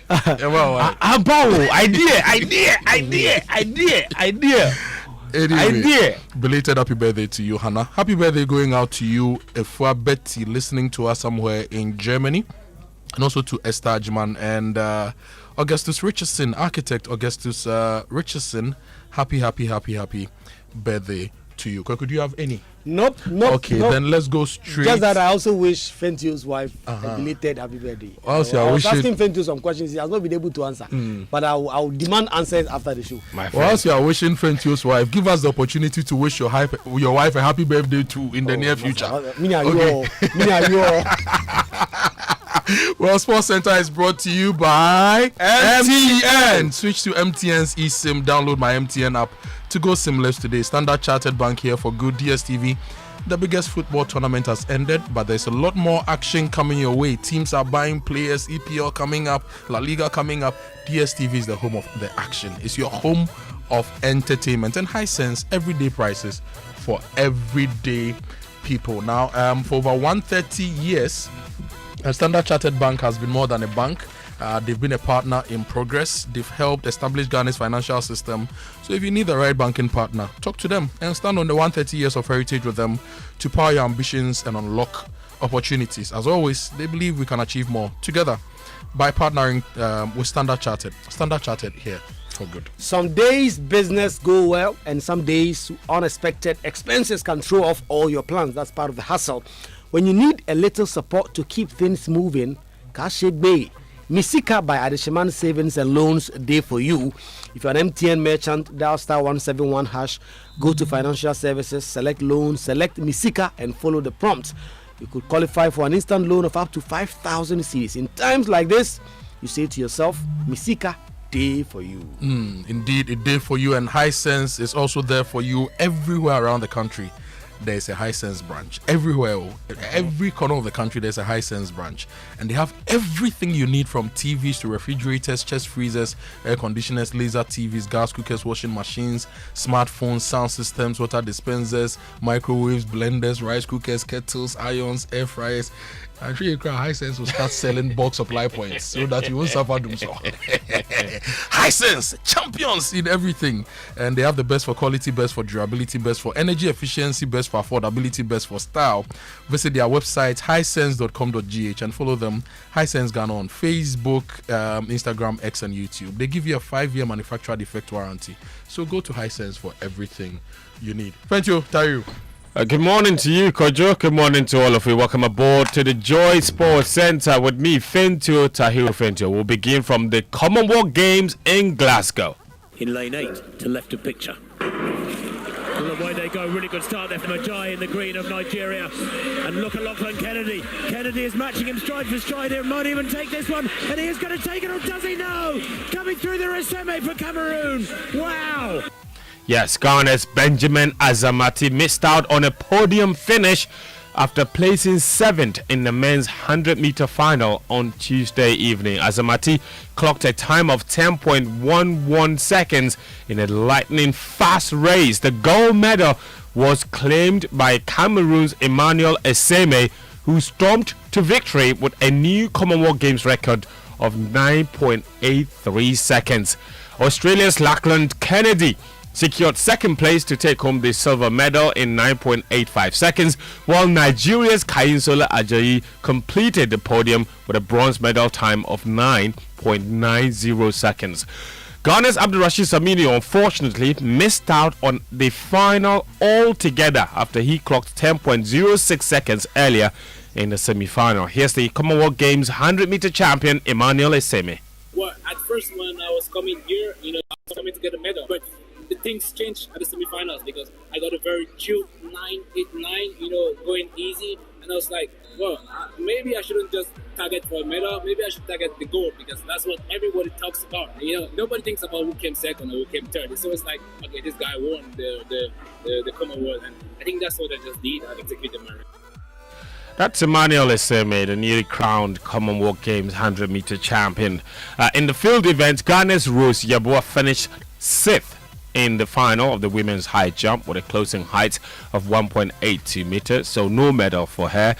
In the ring, though, we have a guaranteed medal. Bantamweight boxer Amadou Mohamed secured Ghana a guaranteed boxing medal after beating England's Ellis Trowbridge by a 4-1 split decision to reach the men's 55 kg semi-finals. By reaching the semi-finals, he's guaranteed at least a bronze medal. Even if he loses his semi-final match, he will now be fighting to go a step further than that. However, it was disappointment for heavyweight boxer Jibril Muntari, who exited the men's 90 kg event after a unanimous points defeat to Northern Ireland's Garen McAllister in the quarterfinals. Muntari spoke after his fight. Yeah, he's a strong guy. Today, he was lucky to win, but tomorrow if he meets me, he's not going to win. It's part of the game. My boxer, my opponent was moving around, and I was doing my best to chase him. That's a Ghanaian boxer, Jibril Muntari. Now, in the pool, Abeku Jackson broke his 50-meter butterfly record with a new time of 24.03 seconds, improving the previous mark by 0.01 seconds. But he missed out on the final after finishing 7th in his semi-final. The action at the Commonwealth Games continues today from 9:30 a.m. That's where Ghana's Anita Afrifa will compete in the women's 200-meter heat 4, while Joseph Paul Amwa is in the men's heat 1 and James Daze in heat 9 of the 200 meters. Mustapha Boateng is seeded and is through to the semi-finals altogether.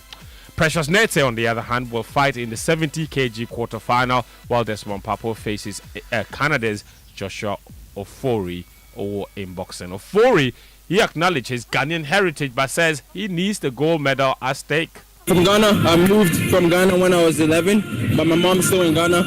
My dad was also in Ghana, so yeah, I'm from Ghana. My background is Ghanaian. Still, I'm fighting my countrymen, and it's not what we wanted, but hey, I have to get the gold medal. I have to go do what I do. By the end of the day, I still got 2 flags on my back, Ghana, the Canada flag and Ghana flag. So let's go get it. So Joshua Ofori of Canada Day set to fight Desmond Papo of Ghana in the 70 kg quarterfinal, with one of them guaranteed to go through to the medal zone.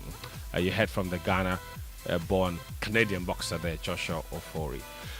All right, away from the Commonwealth Games now to inside WAFCON. And Inside WAFCON here on Joy Sports is brought to you by Goldfields and Bank of Africa. And we have a big story from Morocco. Debutants Malawi, they pulled off one of the biggest shocks in WAFCON history with a stunning 3-2 victory over defending champions and record holders Nigeria in their Group C opener. The Scorchers is their nicknamed. They punished a series of goalkeeping errors from Chiamaka Nnadozie to claim a famous victory. It's Nigeria's first ever WAFCON defeat to a tournament debutant. Their head coach Justin Madugu refused to blame Nnadozie for the defeat. Chiamaka has been a very good player. Everybody knows her exploits, both at the national team, in her club side. And like I said, you can always have good days and you can always have bad days. Today we will consider it to be one of the bad days, not only for Chiamaka, but for all of us collectively as a team. She has been very outstanding. She has been very outstanding in all the games we have always played. But it happened the way it happened today is one of those things. It is normal. Things like this do happen in football. We know she will also get over it. It's not an individual error, it's a collective thing. We all take responsibility for that. So that's the Super Falcons head coach Justin Madugu there. Shocks after shocks. So yesterday after Tanzania shocked South Africa, it was the turn of Malawi to dish it out to Nigeria. Earlier there was Barbara Banda who scored 4 times as Zambia thrashed Egypt 6-0 in Rabat. In fact, the victory is the biggest win of the tournament so far, surpassing Morocco's 4-0 triumph over Kenya and sends Zambia top of Group C with 3 points. Ghana and now Black Queens, they are in action tonight. They begin their WAFCON campaign as they take on debutants Cabo Verde at 5 p.m. They will be hoping to avoid a shocking result. The Black Queens, making their 12th appearance at the tournament, will be looking to start their campaign on a winning note against Cabo Verde, a side that's featured at the competition, or that's featuring at the competition for the very first time. Ghana missed only 2 of the previous 13 editions of the Women's AFCON and will be aiming for a strong start as they seek to win their first ever title. Head coach Kimlas Bokigran outlined their 3 objectives before the tournament at his pre-match press conference. I know that we're having a team that can go all the way, but we also need to know that there are another 6-7 teams, or maybe a potential 8 teams in this tournament that they are saying exactly the same thing. So they can also go the whole way. So we need to respect that fact. And we're having 3 targets, I would say. One is to make the group stage. That, of course, would be the first one. The second goal is maybe in one way the biggest and most important, is to win the quarterfinal to qualify qualify for the next upcoming World Cup. Over long term, that would be the most important, I would say. But and if we make that, I mean, then it's to go all the way. Then we'll not just be happy with the bronze medal. Then we're going to do everything to make the final and then go for the gold. That's Ghana Black Queens coach Kim Last Borkegran. If they make the semi-final, they will qualify for the FIFA Women's World Cup. They've not been there since 2007. Forward Chantel Boy-Hloka said that they're very much ready for the Cabo Verde game. Yes, tomorrow it's important. It's the start of the AFCON. Those girls were really excited. We've been waiting for it. I think we've prepared real well. We had a good time out here last year. So now, yeah, we're prepared to come back, do our job, and yeah, we've gelled well as a team. We're coming together. We've put the training sessions in, as coach said. We've got a good fitness coach who's put us through our paces. And we're ready to get going.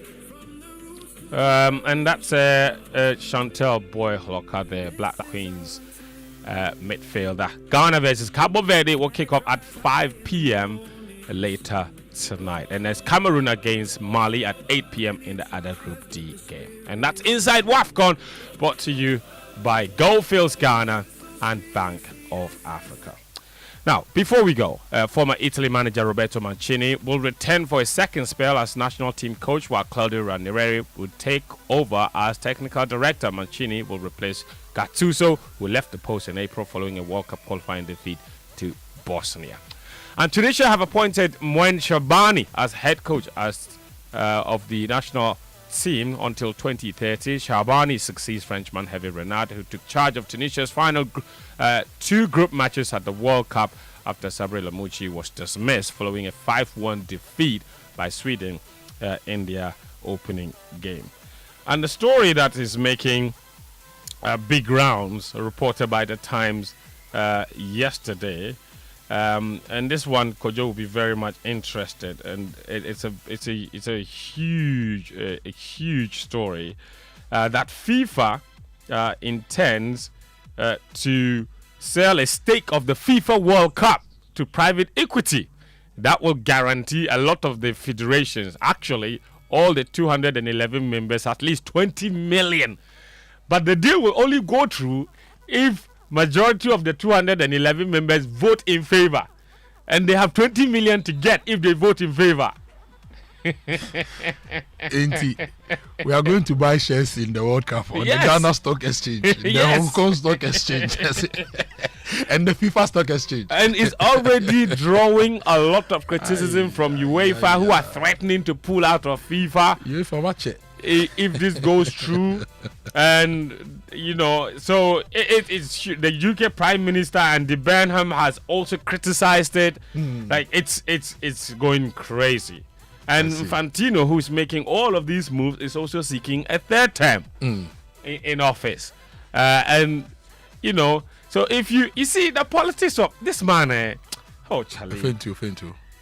To Susu. If the thing goes through, let's all go and buy shares in the World Cup and make money. The problem is that it's not open to you. Massa. The private equity they are looking for and the investment, the money they are looking to raise is around 4 billion and to be valued at like 12 billion. But if we sell your forehead, you get like 2 billion. Hold on.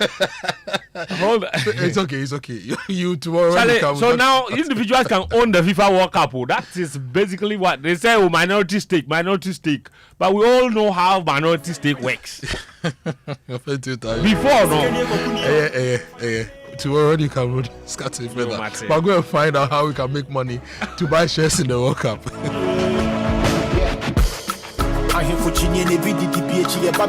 Fentu and FIFA. Fentu and Infantino. It's okay. Please go. That was the Sports Center with my brother Fentu Tahiru Fentu. It's 56 past 7. In the next few minutes, we'll hit 8. At 8, we'll bring you the Joy Business Minute, which is brought to you by Anointed Electricals. Our big story this morning, we are hosting the ACP Alex Kweku Obeng from the MTTD to talk about indiscipline on the roads and how the MTTD is ensuring our collective safety by clamping down on all the people using sirens, strobe lights, and all sorts of additions to their vehicles, people pushing us off the roads because they think they have a better right to the road than all of us. We have that conversation this morning, plus the law, the acts. What does it say? You need to know your rights and responsibilities as well. We have that conversation this morning. Erastus will also join us later to give us an update on the fight against Galamsey. The latest scary revelation is that Galamsey is happening somewhere in Impoho, and it's happening next to a police station. How Galamsey illegal mining can happen next to a police station, we'll get that update here on the show. Plus the big story. Power went off at 11 a.m. 3:11 a.m. It's being restored. We are monitoring the restoration process, and we still have the big question. It's been happening. What lessons are we learning from some of these things? And the bigger question about our energy sector and our electricity supply. We need an extra 1,000 or so megawatts of electricity. We've been told that the government is going to invest in that. When is that going to happen? How soon would that come on stream? And what strategies and systems are we putting in place to ensure that when there's a trip or an issue in one area or on one line, it doesn't become a national issue? I've been processing what Jifa told us earlier, and it looks like almost all the major power plants went off, which suggests that practically at a certain point, power generation was to the barest minimum, if not at zero. What lessons can we learn from some of these incidents to ensure that they don't happen in future? All these are part of our big stories for the morning, and big stories are brought to you by Telecel Connecting Energies, Lancaster University, Ghana, the only British university campus in West Africa, and Awake Natural Mineral Water, one for life. And Telecel has the Mahiti promo happening. It's giving you a chance to win 1 million Ghana cedis every month, or 20,000 Ghana cedis every week, and 100 cedis a day. All you need to do is to reload 10 cedis or more, airtime or data, or top up Telecel Cash Wallet or your fixed broadband, and you could win big in the Telecel Mahiti promo. The more you reload, the more your chances to win. Just recharge, don't just reach out to become a millionaire. Visit the Telecel Play app or dial *500# now to opt in for free. Telecel Mahiti promo, you could be the next millionaire. And Awake Mineral Water, drink Awake, is available nationwide, produced by Casapreco PLC. And every bottle of Awake you buy helps you to support the National Cardiovascular Diseases fights. And by that, an amount is donated to the National Cardiothoracic Center in Kolebu. So drink Awake, and support lives. Latex Foam Rubber Products. Latex Foam is your partner for life. If you are sleeping, if you are sitting, your furniture, your bed, everything, make sure they are made from latex foam. They have 60 years of experience. They offer you unmatched quality and durability for every Ghanaian home. So make that smart choice. Visit latexfoamghana.com or call their Kumasi or Accra office and get a partner for life. And we are talking about power tripping and almost the whole country going off. If you had Translight Solar Solutions, you'd not be complaining like I'm sitting here talking about how my power went off. Kaun, who posted the power has gone off unless you stepped out of your home.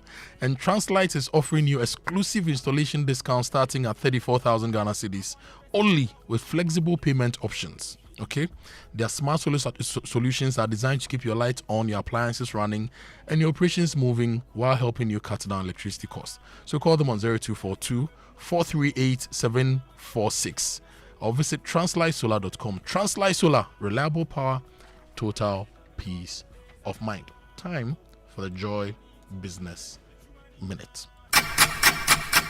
Hello, welcome to the Joy Business Minute, brought to you by Consolidated Bank Ghana, CBG, we stand with you, Anointed Engineering Services, the generator experts, Palladium Residences, live smart, invest better, Skysat Technologies, performance that delivers every time, and Pegasus Publishing, shaping minds, winning futures.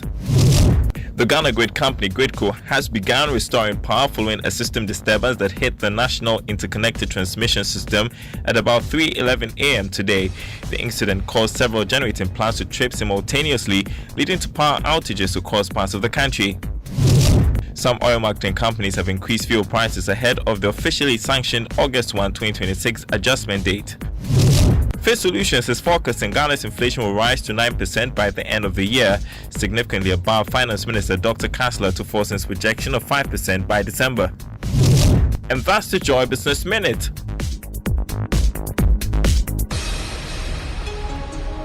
And that's the Joy Business Minute, brought to us by Consolidated Bank Ghana, CBG, we stand with you, Anointed Engineering Services, the Generator Experts, Palladium Residences, Live Smart, Invest Better, SkySat Technologies, Performance that delivers every time, and Pegasus Publishing, Shaping Minds, Winning Futures. And Anointed Engineering Services is into the sales of ultra-silent, fuel-efficient diesel generating sets. The sizes range from 5 kVA to 3000 kVA at very competitive prices. So if your power was off, those who run large-scale industrial setups, you know that if you have Anointed, you don't have to worry, because they are digital generating sets. They are very efficient. So talk to Anointed today and get that backup generator, that diesel generating set. That gives you 5-year warranty. And they also give you 24-hour emergency service, sale of spare parts, reliable rental services. If you want to rent or buy tower lights, you can talk to them. And also give you professional advice to set up. Their head office is at number 77 Anointed House on the main Odoko Malam Highway, near the Odoko traffic lights. They have 21 branches nationwide. Call them on 0243 480 334 and 0246 423 534. Anointed are the generator experts. I will put a huge billboard right next to my ex's house saying, look at me now. And there's no space to do anything. That's the essence. So in doing that, you have the schedule. Make the schedule available. Why would you want to keep the information to yourself? Parliament will not be able to exercise good oversight if you do that. And that's why we're going to fish out that information. Back to the first, as we now move to the mid-year budget review substantively. That first one on the VAT devices. The fiscal electronic devices. The finance minister last week, this is something that I haven't seen a finance minister do in a long time, commended your side of the house, not only once paused and repeated it, that he wanted to drive home the point. That was quite refreshing. I mean, as a journalist, it's very rare for a politician, a finance minister on the floor to acknowledge. The other side will also go on the press conference and you ask them, so you couldn't find anything positive in the document, and they will say no. What's your reaction to that when he did that? I had my suspicion the moment he did that. Not only did he do that, he then went a step further by saying that for the oversight on the implementation, they were going to invite the chairperson and the ranking member on the Committee of Finance. He was referring to you. To be part of the oversight. Yeah. And I was very suspicious. Why? Now we find out why. Because he wanted to come for a carte blanche approval. And so let's give the MPP some credit. Let's offer to have some of their people as part of the oversight. And that should be enough for us to then go to Parliament and say we want a carte blanche. They should give us a blank check for this. And today they showed their hand when they came in with this request asking for a blank check for it. And we couldn't support. You don't want to actually even acknowledge the fact that he commended you? If it was done with good intent, I mean, there have been many other things. You question the intent behind it? Absolutely, and I'm telling you. It wasn't genuine. No, it wasn't. Today, he showed his hand by coming today after that. The moment he did it, I was suspicious because there are several things that the MPP government has done which they are running with. If we have an opportunity, we'll go into some of these, which they blatantly deny that the MPP government did. There are some that they even rebrand and try to rechristen as totally new ideas. Yeah, but this is a man who now owns it and says, as for this you did. So why will he be giving us credit for this? Because he's being genuine and honest. No, if he's genuine, that principle will cut through all of those ones. He will not come and tell you that the domestic gold purchase program is now being rebranded as GANRAP. He will not come and tell you that the organization known as PMMC, that from October 2024, led the exercise to accumulate forex for the Bank of Ghana to be able to intervene, and we were honest that his intervention is what he has rebranded as Gold Board. He would try and pretend to you that it's totally new. I'm saying that if there's some legitimacy to an olive branch being extended, it will cut through. It doesn't cut through. On this particular one, where he wants to bait us to support a carte blanche, is the only one that he purport to provide credit to the MPP. And today, he showed his hand. And that's why we are clearing our mind. And you said that you're going to be filing the RTI. Yes, we will. And there was this second big one, I think that on the Cocoa Board reforms bill, I believe it's called, you can correct me if I'm wrong. That's what they wanted the emergency, the consider under Secretary of Urgency. Those are the ones that they want to consider under Secretary of Urgency. Again, we think that, listen, the cocoa industry is such a big industry here in Ghana. Look at the last time they took a decision at Cabinet to cut cocoa prices by about 30%. It's impacted a lot of cocoa growing areas across the country. You don't take major decisions like this in a rush. And so we have asked that we take our time, let's do a lot more engagement. The formula they want to use now for cocoa pricing, we think is inimical to the interest of the cocoa industry. They want to say that they're going to pay 70%. Well, initially they said FOB prices. Now they are coming up with some other mechanism for it. It will put a lot of our cocoa farmers at a disadvantage, because what it will do is that it will not be able to do what we have done from times past, provide what we call the minimum guarantee farm gate price, which is what now encourages people to go into cocoa farming for the year, because they know that for this year, this is the price that is being guaranteed. And it's going to be undulating, which we think is not helpful for the peculiar type of industry that we have. So we've asked that they don't rush it through. Let's have an opportunity to engage. Let's bring cocoa farmers in. Let's hear from them. Let's have their input into the law that you want us to pass. So again, on that one, it's not a done deal yet. We will be making a lot more submissions.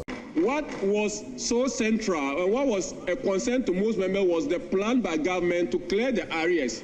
Because we do remember that in this House, the 1 cedi levy was introduced as part of the strategy of government to address the energy sector shortfalls. Mr. Speaker, the Minister of Finance explained, and that as part of their budgetary allocation, they will make provisions to that effect. And in fact, they referenced Appendix 3C of the 2026 budget as the basis and as justification that they are making adequate budgetary provision for that. But Mr. Speaker, what was not clear was that the question of the fact that your budget execution is a function of revenue was not addressed. Mr. Speaker, why do we say so? Under the previous regime, up until now, we are paying because as part of the IMF conditionality, Mr. Speaker, we have to stay current on the service of energy sector debt. The worry that we have is that after the IMF has exited town, will government still be committed to this? We had the word of the representatives of the finance minister that they will be committed to that, and that as part of budgetary allocation every year, they will be making, they will service this particular debt. Mr. Speaker, but we just want to urge them. We want to urge them that this has to be part of the priority. Mr. Speaker, the last issue was the fact that they are still negotiating, for instance, to bring, especially as part of the energy mix, the solar rate, the charges. Mr. Speaker, as closely related to the point we mentioned, we entered into contracts, into arrangement where unit per power charges were so exorbitant, and likely they are now admitting that we can actually reduce costs in respect of that particular unit per unit charges. Mr. Speaker, if this is done, we expect that the constant increase in utility prices, especially electricity prices, will be addressed in the near future. Contribute to the statement that was delivered by the Minister for Finance. Mr. Speaker, Section 28 of the Public Financial Management Act, which makes statutory the presentation of the mid-year review, is quite clear. It is a platform for the minister to account for how much of the economic program of the year has been executed and how much has not been executed. This morning, we saw the government communications machinery in overdrive, claiming on some of the TV stations that this is the first time a finance minister has presented the mid-year review and has not requested for more money. That's probably false. This is not the first time a finance minister has presented a mid-year review and has not requested for more resources. In fact, what has happened for the first time is that this is the first time a finance minister has presented the mid-year review and has not been able to tell the country how much of the economic program has been executed and how much has not been executed. Between 2012 and 2016, during the heat of the Doomsday era, a lot of IPPs were signed. At the time, we had argued, when we came to power, that some of the terms of the agreement were not in the best interests of the Ghanaian people. Indeed, I recall His Excellency Nana Dankwa Akufo-Addo doing SONA, complaining bitterly. Cheer me. The feeling of the Zoze. What does that even mean? What do you mean? Maybe nobody knows what Zoze. Me, I don't know. Hey. But it is nice. It's nice. And this song always reminds me of Asamoah Gyan, Shane Jama for the Black Stars. Charlie. Yeah. The feeling of the Zoze. I want to come on. Yeah. Samuel Dami, what does Zoze mean? Oh no, when you need a crowd, no instant. Zoze. It's 11 past 8:11 a.m. This is the Super Morning Show. Now, this morning we'll be talking to ACP Alexander Kojo. You know, there's a nationwide operation that began in June, targeting vehicles fitted with illegal sirens, strobe lights, beacon lights, unlawful horns, and other unauthorized modifications. The police so far have impounded about 4,000 vehicles nationwide. In Greater Accra, about 1,000, Western Region 7,000 plus. Some of the offenders are chiefs, businessmen, politicians, pastors, imams, all of us. Okay. 4,000 vehicles. Yes, 4,626 I don't know if we have vehicles. an existing law. I mean, imagine all these 4,000 vehicle owners were paying, let's say, even 100 cedis. Make it 10,000. Hey, 100 million to just take their car. I mean, the kind of revenue that will accrue to the state for these people obviously engaging in the clearly illegal conduct. When the ACP comes, I think we'll be seeking to find out if there's some existing legal regime under which they can exact some fine. Because even DVLA was going around charging 222 cedis or so. And we're making a lot of money. Yes. So there's a new road traffic law. That's what we know. Yeah. And we have safety standards. So when ACP Alexander Kojo joins us, he will explain the law and he also take us through what they've done so far. And remember that we spoke to the Interior Minister on the show. And he said that Cabinet has directed that no individual or group can install or use a siren on any official or private vehicle without written authorization from the Interior Minister. And no person may use police resources, particularly escort services, without the same written authorization. And escorts may only be deployed with written permission from the Interior Minister or the IGP acting on his behalf. And this amendment, which Parliament is debating, would permit only the President, the Vice President, the Ghana Police Service, Fire Service, and Ambulance Service to use warning equipment, excluding even the Speaker, Chief Justice, ministers and MPs. And Haruna raised an issue with regards to the Speaker and the Chief Justice. So today, Kuku Alex, if that's how we can call him, ACP Kuku Alex Obeng will join us so that we can have this conversation. And we have some of your messages actually on this particular issue. I'll be sharing them shortly here. Your social media messages on the Super Morning Show, brought to you by EcoBank, the Pan-African Bank, number 10 liver salt, a refreshing relief, cowbell coffee with you every moment. And thank you to all those who made yesterday's event a success. Maiden edition of the financial dialogues with EcoBank. It happened yesterday, live here on the show. Thank you so much for making it a success. Now, if you don't know how money really moves, EcoBank knows how money moves. It doesn't only move on payday, it moves every day, connecting Ghanaians with their families, communities, and businesses. Is that airtime sent to a sister, transport money for dad, support for a cousin's education, contribution towards that family funeral? EcoBank understands how money moves, and that's how they've built the bank for the way Ghanaians and Africans move money. With one seamless banking experience across 34 African countries. You pay your bills, you transfer money, you access ATM services, and manage your finances anytime, anywhere with the EcoBank mobile app. USSD star 770 hash, EcoBank online, and EcoBank ATMs nationwide. EcoBank, the Pan-African Bank. Let me tell you about Heritage Christian University, located in Amasaman behind the Olympic Stadium. At Heritage, you are assured of values-driven education that prepares you for the world of work and challenges you to turn ideas into businesses that feed families and employ communities. Admission is in progress for a wide range undergraduate and graduate programs. Call 0547 777731 or 0532 3731 or visit www.hcu.edu.gh for more information. Heritage Christian University, educating compassionate entrepreneurial leaders. KD from East Legon says that our lights have been restored. Thank you, Joy FM. Emanuela says, good morning, Joy. We lost power around the time you mentioned, but it was restored around 6:25 a.m. This is Emanuela. And she goes on to say that my concern is the possibility of flooding in Community 20 again if the bridge or the main drainage gutter is not dredged. The situation has further been worsened by the fact that some buildings have been constructed on waterways. So Emanuela is talking about power and the risk of flooding in Tema Community 20. Now, if you need fuel, make the smart stop at Star Oil, Ghana's biggest oil marketing company. With over 240 stations nationwide, Star Oil gives you high quality fuel, great service, and real value for money. That's why many Ghanaians are switching to Star Oil. And with the Star card, you can enjoy safe, cashless fueling and easy expense tracking. Wherever you go, choose Star Oil for your quality and affordable fuel. Imagine choosing your own global destination, enjoying flights, a 4-star hotel, and an unforgettable experience, all paid for. Stanbic Bank, in collaboration with MasterCard, are making it possible with the World on Your Card promo.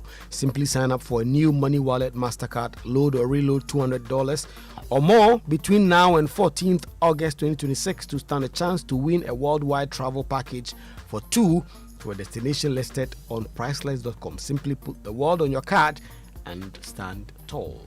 And the Ghana Revenue Authority reminds all persons registered for value-added tax that tax and communications VAT and communication service tax returns for June 2026 should be submitted on the VAT and CST returns forms not later than Friday 31st July 2026, which is the last working day of the month. File your VAT and CST returns early and avoid payment of penalties. And for VAT, the penalty is 500 Ghana cedis and a further penalty of 10 Ghana cedis for each day the return is not submitted. For CST, the late filing of returns attracts a penalty of 2,000 Ghana cedis and a further penalty of 500 Ghana cedis for each day the return is not submitted. Remember to submit the June 2026 returns not later than Friday 31st July 2026, which is the last working day of the month. If you need more information, call toll-free number 0800 900 110. GRA, Ghana First. Know your taxes, pay your taxes. Let's build Ghana. Well, you work hard and you deserve a home that actually reflects that effort. It is time to upgrade your lifestyle at Palladium Residence in Achimota, a stunning community at ABC Junction, just minutes from the Achimota Mall. Discover beautifully designed modern apartments and spacious townhouses offering the perfect private sanctuary. Plus, enjoy unmatched amenities like premium clubhouse, a fully equipped gym, and an incredible on-site hotel. Move fast during this limited launch phase. You can secure your dream home with just a 10% deposit. Book early for exclusive pricing, priority unit selection, and highly flexible payment options. Book your private site tour today. Call now on 0509 823-424. Again, 0509 823-424. Palladium Residences. Live smart, invest better. Auntie Joy says that, Kojo and Kweku, good morning. In your conversation with the MTTD this morning, could you have them comment on 1, flashing front lights from oncoming motorbikes, and 2, the use of different colors as backlights on vehicles, other than the standard red lights for brakes? Thank you. So Auntie Joyce has sent in her 2 questions. What questions do you have for ACP Alexander Kweku Obeng? He's the Director, Education, Research and Training at MTT, the Ghana Police Service. He's joining us this morning. So send in your questions, 055-1111-997. And it's time to change the narrative around autism.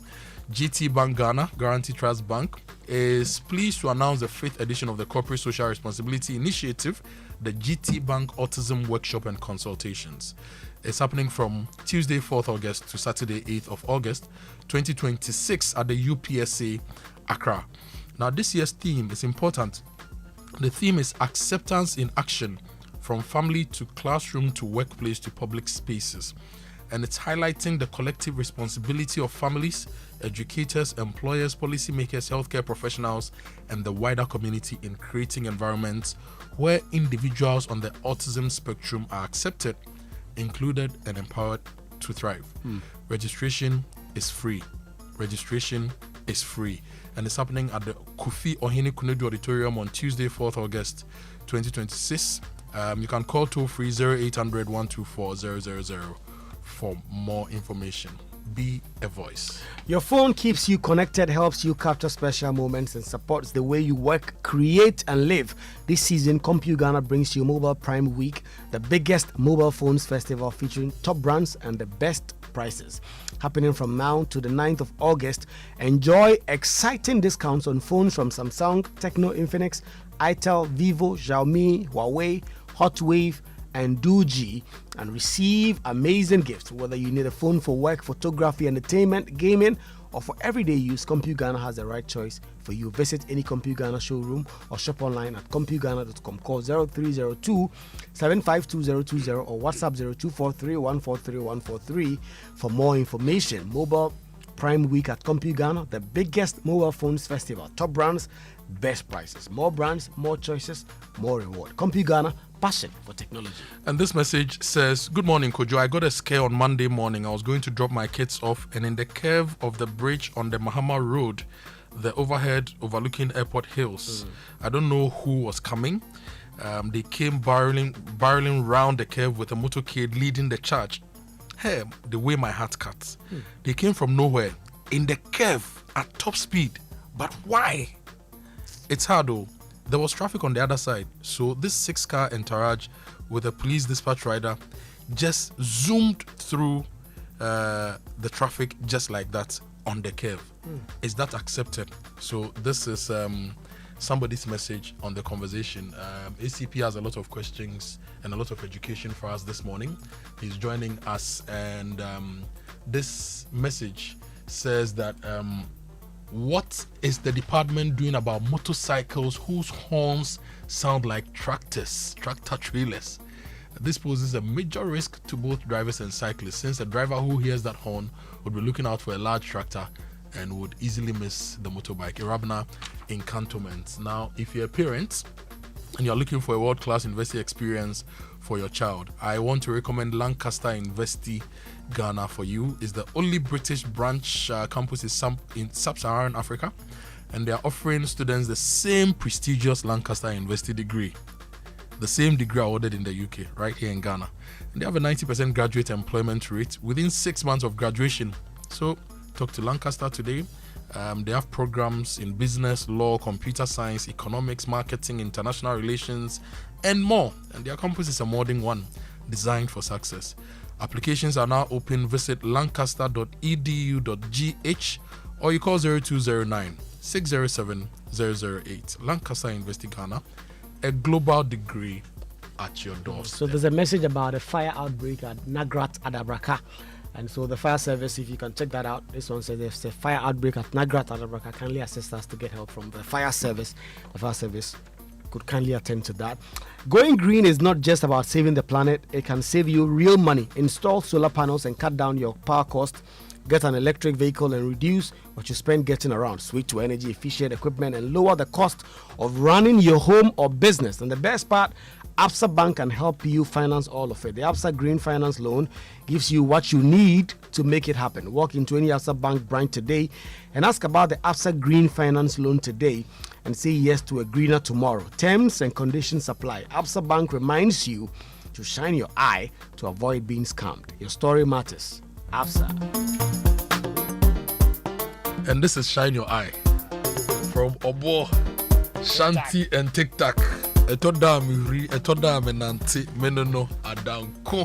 ACP Alexander Kojo is joining us. But if you're running a business, office, or working in the creative industry, listen, it's time to upgrade your print game, okay? And the future of printing is here with Konica Minolta. Is proudly powered by SkySat Technologies, and they are talking about unmatched performance. Whether you need the sleek all-in-one machines, professional systems, or the heavy-duty production powerhouses, SkySat has got you covered. Right now, SkySat is giving you 1 entire year of free servicing on all your Konica machines. That's 12 months of expert maintenance for new and existing customers. So get a live demonstration at their new VIP print center at Pegasus Place Airport Residential Area, or you call them on 0501 645 180 or 0302 798 829. SkySat Technologies, performance that delivers every time. 055 11 11997. That is the WhatsApp line. Send in your messages. I'm going for a quick break. When I return, I'll be having a conversation with ACP Alexander Kweko-Obeng, Director, Education, Research and Training, MTTD, Ghana Police Service. Stay with us. I'll be right back. Hello, was spending close to about $600 million monthly on excess payments due to the take-or-pay charges. At the time, some of our colleagues on the other side did not agree. We had started the renegotiation process, and I'm happy the current government has continued with that process. Currently, we are told that at the conclusion of the negotiations, Ghana is due to make savings of close to 250 million Ghana cedi. And I side with my ranking member that if all these renegotiations are completed, it should reflect to the benefit of the ordinary Ghanaian, i.e. with regards to tariffs, electricity tariffs and all that. So, Mr. Speaker, we are all for this, just that we are happy that for once, our colleagues on the other side have once again agreed with us. Thank you very much, Mr. Speaker. There have been accusations that the finance minister is not spending. If spending is spending recklessly, then the finance minister is indeed not spending. But if it is spending prudently, then he is spending. Mr. Speaker, the finance minister is spending prudently, and I can attest to that fact. Nursing trainee allowances of 144 million cedis has been paid. Ghana Medical Trust, the Mahama Care, has received 1.1 billion, and that has real manifestation in our life.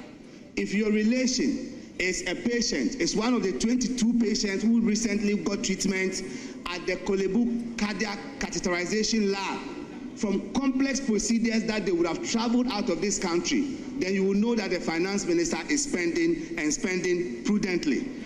If you are a beneficiary of the National Health Insurance Scheme, you've gone to the hospital and your insurance card is working, and you know that the finance minister has paid 4.5 billion to the National Health Insurance Authority, then you will know that he's spending, and he's spending prudently, and you will not accuse him of not spending. The minority always keep referencing Atuforcing is not spending, Atuforcing is not spending, and Atuforcing is not generating revenue. Mr. Speaker, I have the fiscal performance of Ghana from 2017 to 2026. Let's look at revenue. Mr. Speaker, 2017, I'll grant MPP that their best years were 2017, 2018, and 2019. Because after that, anything you tell them, they will say it's COVID. So let's narrow it down to their best performance. Mr. Speaker, in 2017, they budgeted to raise 44.96 billion. They ended up by getting 41.25 billion, making a net unrealized revenue of 3.71 billion. In 2018, they budgeted to raise 49.40 billion. They ended up by getting 46.81 billion, losing about 2.59 billion. In 2019, they budgeted to raise 58.91 billion. They only had 54.56 billion, making a loss of 4.34 billion. These are your best results in your best years. But Mr. Speaker, the same finance minister, they say he's not spending. In 2025, he budgeted to raise 229.95 billion. He had 226.49 billion. He only lost 3.46 billion. On what grounds, what temerity do you have to say that Atuforcing is not raising enough revenue? Mr. Speaker, let's look at expenditure execution. It is also important to stop the politics that they are doing. In fact, in expenditure, Dr. Atuforcing that they say he is not spending, the best years under President Akufo-Addo, 2017, 2018, and 2019, they spent in excess of 40. The budget execution in terms of expenditure for 2017 was 94.5%. 2018, 95.7%, and 2019, 96.5%. Atuforcing in 2025 spent 94.4%. On what grounds are you saying he's not spending? Mr. Speaker, even before the finance minister came here, some of us took the trouble to go into the market, to go visit the market to find out the realities. And Mr. Speaker, I can report to you that, Mr. Speaker, A bag of Gino rice, that used to sell at 850 Ghana cedis in 2024, Mr. Speaker, is now 550 Ghana cedis. Mr. Speaker, a bag of Cindy rice, a 50 kg of Cindy rice, that used to sell in 2024 for 1,500 Ghana cedis, as at now, Mr. Speaker, is selling for 650 Ghana cedis. And Mr. Speaker, sugar, a 50 kg bag of sugar that used to sell at 870 Ghana cedis, Mr. Speaker, in Axi, in my hometown, Mr. Speaker, is selling at 470 cedis. So some of us, Mr. Speaker, were not surprised at all when the finance minister came here to give us the realities with the micro indicators. Mr. Speaker, that is the truth of the matter. And so, for the finance minister to come here to tell the world the state of affairs as to where inflation is, some of us didn't doubt it. Because, Mr. Speaker, the CEOs, the people out there, the international rating agencies are all commending the finance minister for a good job done. Yeah. Mr. Speaker, what magic did Atufosin do that Ken Ofurata, who's watching us somewhere in the US, couldn't do? Mr. Speaker, the amendment of the PFM Act, the commitment authority was the magic he did. Physical discipline, Mr. Speaker, physical discipline. In fact, what has happened for the first time is that this is the first time a finance minister has presented the mid-year review and has not been able to tell the country how much of the economic program has been executed and how much has not been executed. And I could hear some of my colleagues on the other side laboring under the argument that they want to prove that some spending is going on. Mr. Speaker, let me ask them to go to Appendix 2A. It's in the document that you have. And in Appendix 2A, you will find out, Mr. Speaker, that this government, this minister, made promises of projects, jobs, and programs to the tune of 30 billion Ghana cedis, which it has not executed. It's 33 minutes past 8. You're still on the Super Morning Show here on Joy 99.7 FM. And we have ACP Alexander Kweku Obeng here with us in the studios. Today we are talking about indiscipline on the roads, the police enforcement actions to protect all of us on the roads, and he's here to educate us and also to let us know what the service is doing when it comes to ensuring we save lives on the roads, we ensure convenience on the roads here on the Super Morning Show. And this conversation is about you.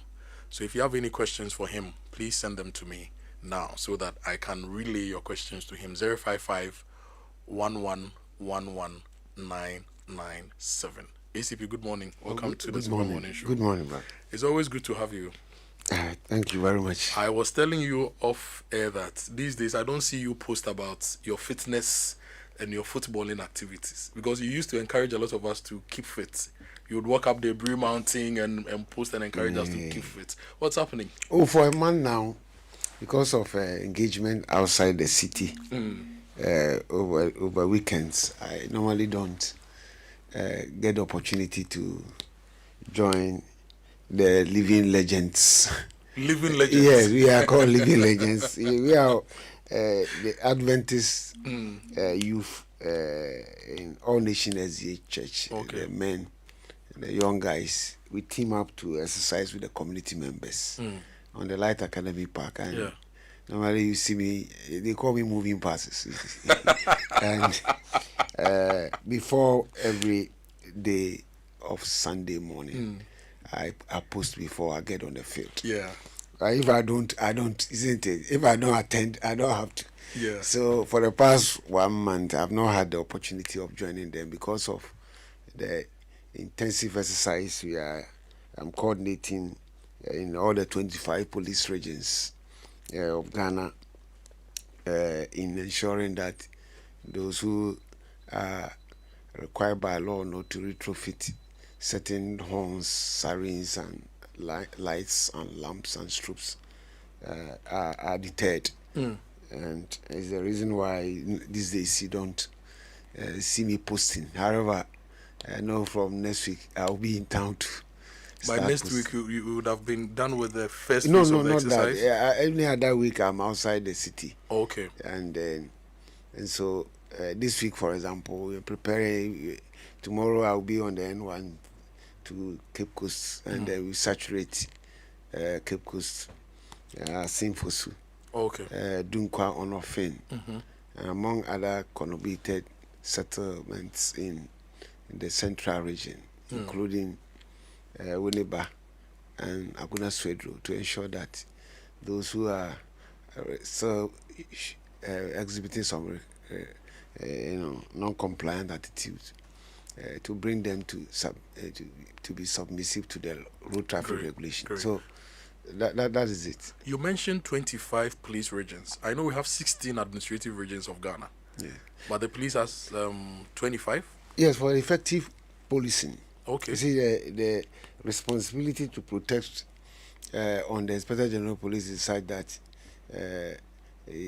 police must always be in the move, isn't it? And therefore, in the political 16 regions we have, police has gone further to ensure effective deployment and reinforce the environment to make it difficult for those who are willing and capable from committing of having a field day, isn't it? So police has further operationally divided the country into 25. So for example, in Greater Accra we have Tema region and Accra region for police. And when you go to, for example, Bono in the past, now we have the 3 political regions there, isn't it? So we have Ahafo, we have Bono itself and Bono East. And then we go to the Northern region, apart from Savannah, we have Northern region itself, and then we have Northeast. And then you come to Volta. We've added Volta North to Ho, so Volta is divided into 2. When you come to Central, we have Central East, Kaswa. And we also have Central North, Asinfosu, supporting Cape Coast, which is now Central. You come to Ashanti region because of how nodal the places and populous and strategic. We also have Ashanti region itself. We have Ashanti North, and then Ashanti South in Mampong, and then Bekwai have now become police regions. And then when you go to Western region, we have added Western Central around Takwa, Bogoso, Wasa Krupong, and Nesembaron to support the Western region itself. And these are some of the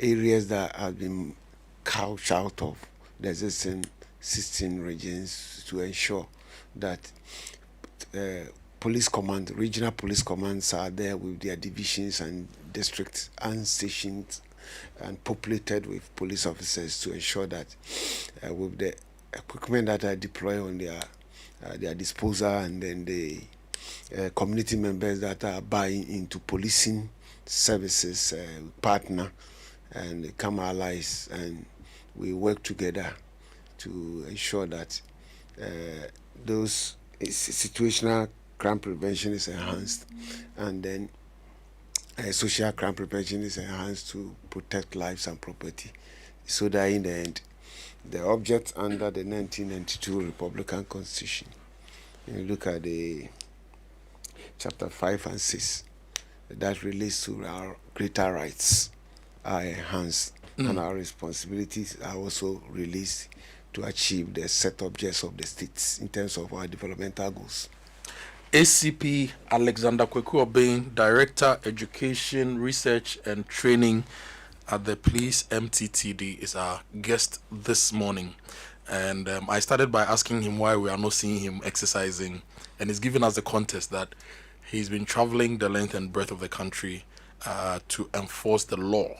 And that's why we actually invited him here to take us through the operation that the police service has been embarking on over the past 1 month. What are you actually doing now, and what are you finding through this operation? The cars, who is fitting what are they fitting on their vehicles? Thank you very much. I think I mentioned earlier the responsibility placed on the Inspector General and Police Administration nationwide to protect our lives and properties. And we have seen that being effective on that always leads to, particularly on the road, minimal crashes, associated deaths, injuries, and damage to property.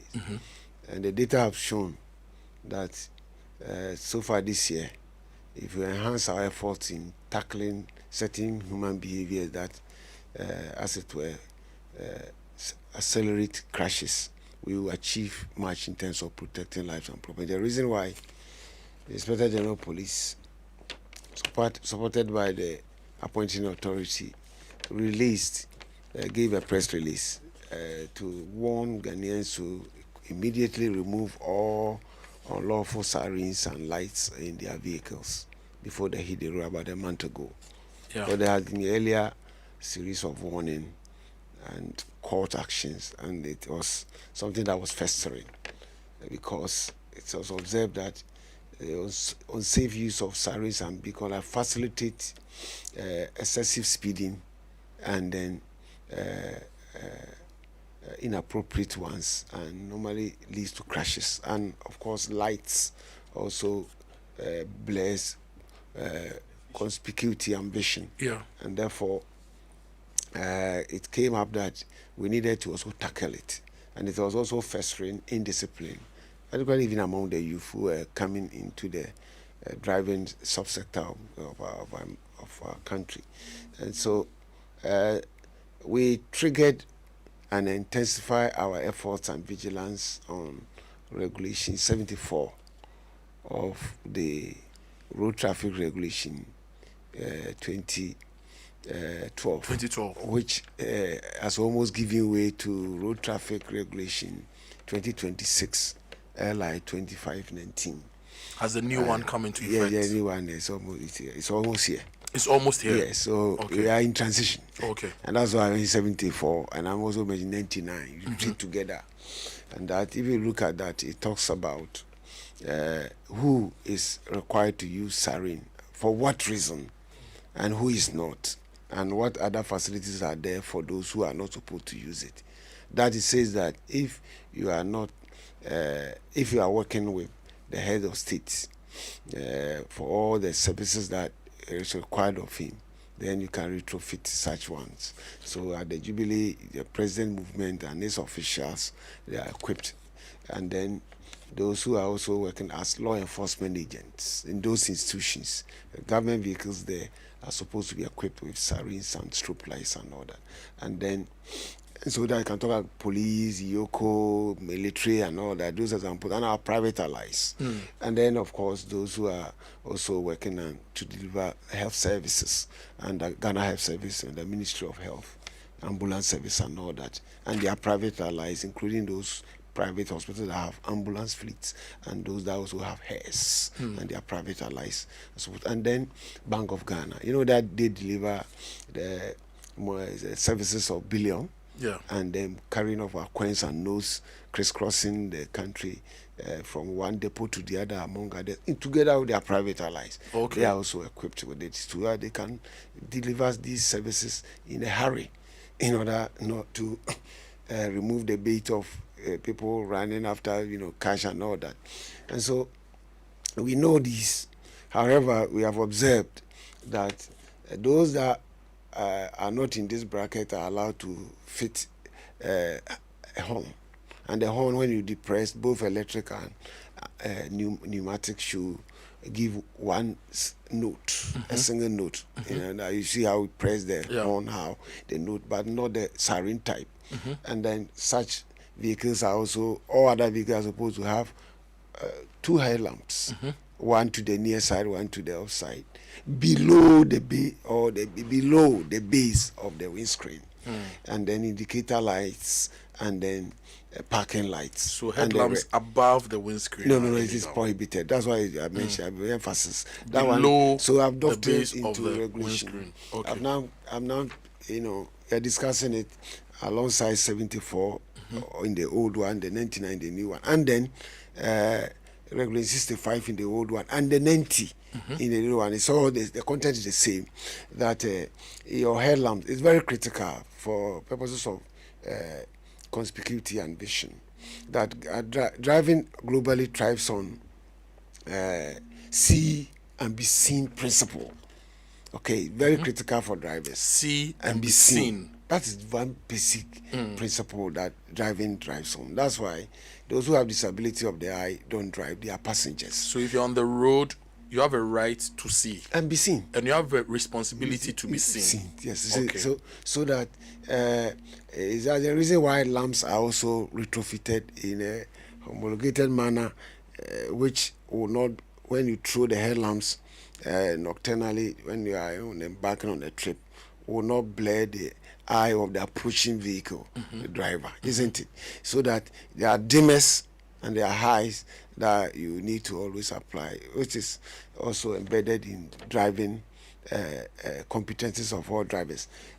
But any time you want to add any other light, it could only be fog light or spot or floodlight, which is always at the down there at where the bumper is below. So the lights that gives beam, that's thrown over ahead on the road, is supposed to be below the base of your windscreen. And that only thing mounted on the top that throws beam is illegal under our regulations. So together we set ourselves that then we will in the 25 police regions, we will deploy our teams so that it will become part of their routine responsibilities of traffic service delivery. And so far, what we have done as at yesterday, we have about 7,500 vehicles that we have intercepted nationwide. 7,500 vehicles. Yes, that we have. In how many?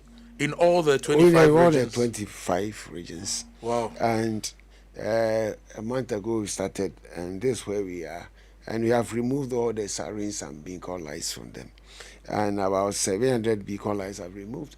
The rest are illegal strobes, and then beacon lights, and then headlamps that are mounted on roofs of transit vehicles and articulated and rigid truck vehicles, and in certain instances on high occupancy intercity buses and minibuses, and on motorcycles and tricycles. These flashing strobe lights, among others, are all being removed. And this is what we do. We don't just go empty-handed. After our capacity build of our teams, we deploy strategically, and then we stop you, and then we point out the offense to you. It is in the engine with the siren speakers, and then all the devices in the front compartment. We trace it to you for you to identify if you pretend not to know. And those lights that are visible strobes in the grill, we bring you out to have a look. If you have the capacity on the spot to remove it in accordance with the act, because the vehicle then, when it's pointed out to you under the Road Traffic Act, then it becomes unfit. And the vehicle that's unfit, we are supposed to prohibit it for 10 days and impound it for the rectification or the defects to be done. But immediately, if you want to do it in our presence, we will let you. And then, but if you are not able, because you don't have the equipment, we are prepared, because the police service is equipped with service workshops where we maintain our vehicles. So we have auto electricians and auto mechanics. So we have our tools, we instantly remove it. But whether you remove it or we remove it, because whatever you put on the vehicle made the vehicle unfit, we seize the article and label it against you and take your details down and warn you on your feet not to repeat it, because we have your details. You become a repeat offender, we proceed to court. So for now, the 7,000 people, they only got warnings. Warning. No other form of punishment. Written and verbal. No. But what does the law say when it comes to these things? Oh, that's what I've just mentioned. That the law and the normal sex law are supposed to take you to court, and under the regulations, if you are found guilty and you are sentenced, sometimes ranging between 500 to 1,000 Ghana cedis and 30 the custodial sentence or both. Okay. But we are very, very productive. We want to deal with the canker and cauterize it on our feet by triggering the act procedure so that we seize it and take it off use. We hope that you will not go and retrofit it again. So far, we have seen dead silence on the road in many parts of the country. We have seen improved visibility for nocturnal trip makers because, you know, in Ghana, on daily basis, we are making about 60 million trips on our roads across the country. That is what we are doing. And therefore, if we are improving visibility at night travels and daytime, there are no acoustic noise and dangerous use of speeds by those who have equipped their vehicles with sirens. It goes a very long way to protect lives and property. And it also allows for decorous use of our public place in terms of vehicles, because in the decade of action for road safety, second decade 2020 to 2030, within the SDG, if you look at the responsibility placed on Ghana under the 3 and 11, or 3.6 and 11, it tells us clearly that in order for us to ensure our well-being and have our communities become a sustainable environment, we need to ensure that such enforcements are carried out to ensure that our roads are safer and the communities are safer, and persons who use this road's lives are protected. And it's always these all form parts of what is going on, because when you see across the country the safer roads that will ensure safer mobility investment that are going on, if you don't attempt to eliminate or discourage this behavior, and these major roads comes under the big push among others, we are likely to be confronted with some dangerous outcomes. So it's also come at the right time, as the engineer is opening up the single carriages into Dua, ensure that other compliance, as far as the road traffic regulation is concerned, to ensure to inculcate safety and best practices of safe use of vehicles. The earlier the better, and so it all forms part of our responsibility to ensure that we protect lives and property. Because this year, as I mentioned, when you look at the crash data, road safety data, the crash data from the MTTD that we share with National Road Safety Authority and all, including the media, January to June, cumulatively, we, if you compare with the same period last year, there's a 2.41% reduction, and which is good. So we need to improve upon it, because for some time now it has always been above the baseline of 1,000 deaths per year. That is what we are tasked to performance level within the decade. That every year, way above that. Yes, the CID, the deaths shouldn't go above the 2020 baseline. But what is it that we are seeing, or 2019 baseline? What we see is that 7,113 crashes occurred on our roads across our regions, and it is lower as compared to last year same period, which was 7,289. And then as vehicles that got crashed, it was also 12,040. PCP, you know what? I need you to take a breather, because I know you have a lot of data to share with us. So sip some water. Let's go for a break. When we come back, we'll go through the data, and then we'll also read questions from our listeners. My guest this morning is ACP Alexander Kwekobing from the MTTD, Ghana Police Service. He's the Director of Education Research and Training. And so far, the enforcement and education exercise the police service has carried out over the past 4 weeks has resulted in over 7,000 vehicles arrested. The issues have been corrected and they've been cautioned, and their details taken. When we return, he will share the crash data, the national crash data with us, to let us appreciate why the police is doing this. because if you compare the number of people we are losing on the roads to people we are losing to, say, malaria, tuberculosis, and all the other diseases reported in the hospitals, you'd realize that the road crash mortalities are above a lot of the diseases that we spend millions to deal with. So they are trying to help us save lives and also prevent people from being maimed and property being lost. So we'll go for a quick break. When we return, we'll get the statistics and then we follow up with some more questions. Stay with us. As at half year, they have under-executed the budget. The reason for which many of you don't have projects going on in your constituency. And it was baffling to hear the finance minister then go on Joy News to argue that he is not spending as much as he programmed to spend because the MPP signed up IMF on a 1.5% primary balance. That's laughable because that 1.5% primary balance is supposed to be achieved after you have executed your economic policy. So how do you use it as a basis not to execute? And what is worse, Mr. Speaker, is that he is now signaling that in 2027, he is going to lower the primary balance to 0.5. You know what that means? It means that all the so-called fiscal discipline they are talking about, they are going to lower the so-called fiscal discipline. Why? Because we are getting closer to elections, Abi. Because of your expenditure encumbrances, you refuse to spend so that your books will look good on paper. When the floods came, 34 people died, 6 went missing. That's the cost of what you are doing. The Agric Ministry needed about 1.6 billion Ghana cedis for fertilizers and other things. You claimed you had released it. The minister came and told everybody that that was untrue. And now, what is going on out there, ask those who go to the market the price of just one tomato. You will see the value of what you are doing. And its accessibility.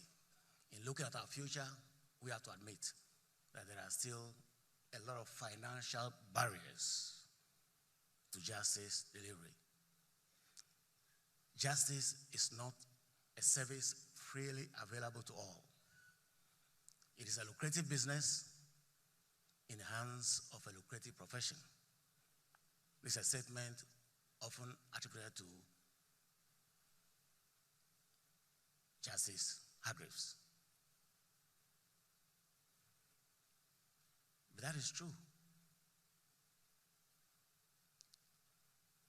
The legal profession is a very profit-oriented profession.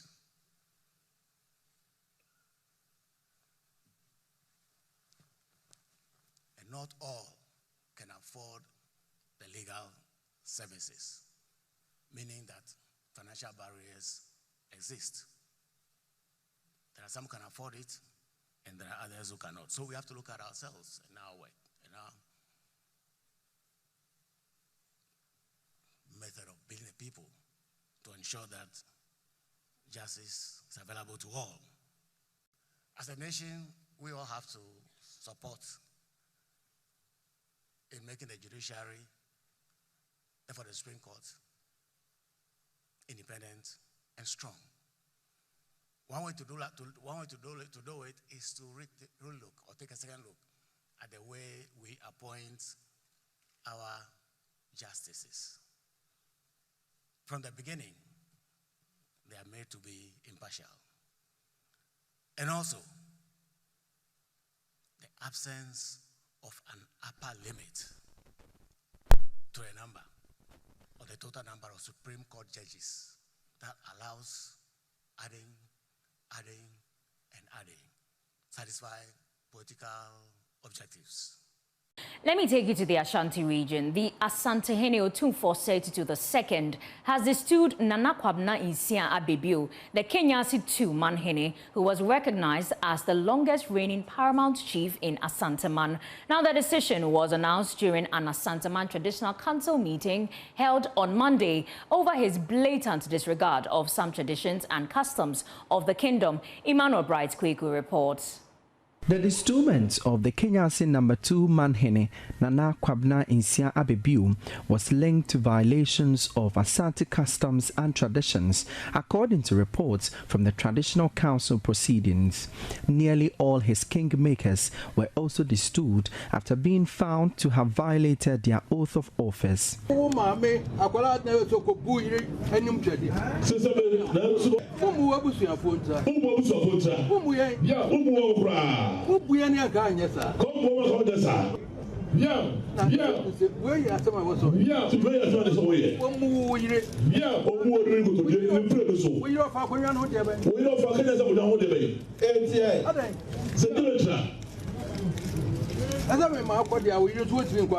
Why would you make your mother kneel before your wife? It shows that you do not respect your family. It shows that you do not respect our culture and customs. If I should allow you go back, then it means your wife can also get access to the throne. And so, I won't allow you.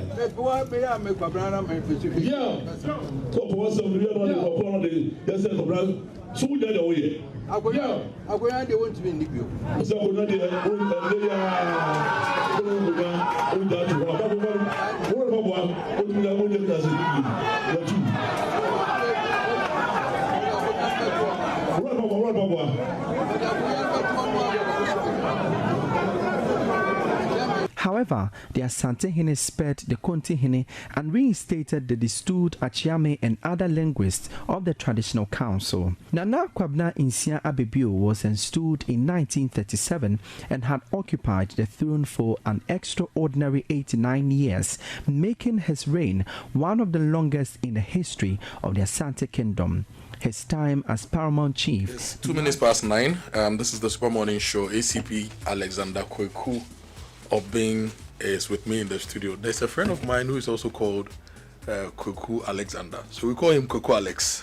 And I'm tempted to say ACP Kweku Alex is with me in the studio. Yes, but as a driver, you don't want to rename the MTTD director. Yeah, bet you. Oh, wow. Yeah, bet you. So ACP Alexander Kweku Obing is here. And your messages 05511119997. I'll be reading them very soon. And you can also call us shortly. The phone line is 0302216541. I'll be answering your calls very soon. But look, if you're in Medina, Electroland Ghana is coming to your neighborhood. The grand opening is today at noon at the Medina Taxi Rank opposite EcoBank. They are giving you incredible opening deals on Samsung, TCL, Media, NASCO, Homeland, and many more. And so for your smart TVs and fridges to washing machines, go to the Medina Electroland showroom, which will be opened at 12 noon today at the Medina Taxi Rank opposite the EcoBank. Call them on 050-315-9739 for details. Electroland Ghana, home of luxury, affordable luxury, and terms and conditions apply now. Pegasus Publishing has good news for you if you're a parent. They are giving you a massive 20% off every single book for your child this new school season.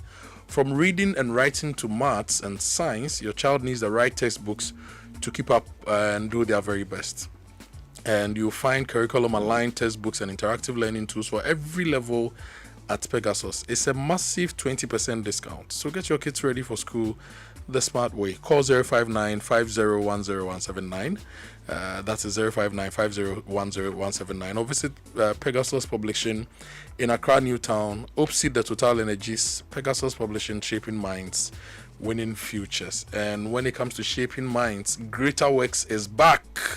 What God has prepared for this moment cannot be put into words. And Greater Works 2026, a heavenly invasion of God's glory and power, is back. Speaking Pastor Matthew Ashimolo, streams will flow for you in the desert places. So when they said it's over for you, they see you shining.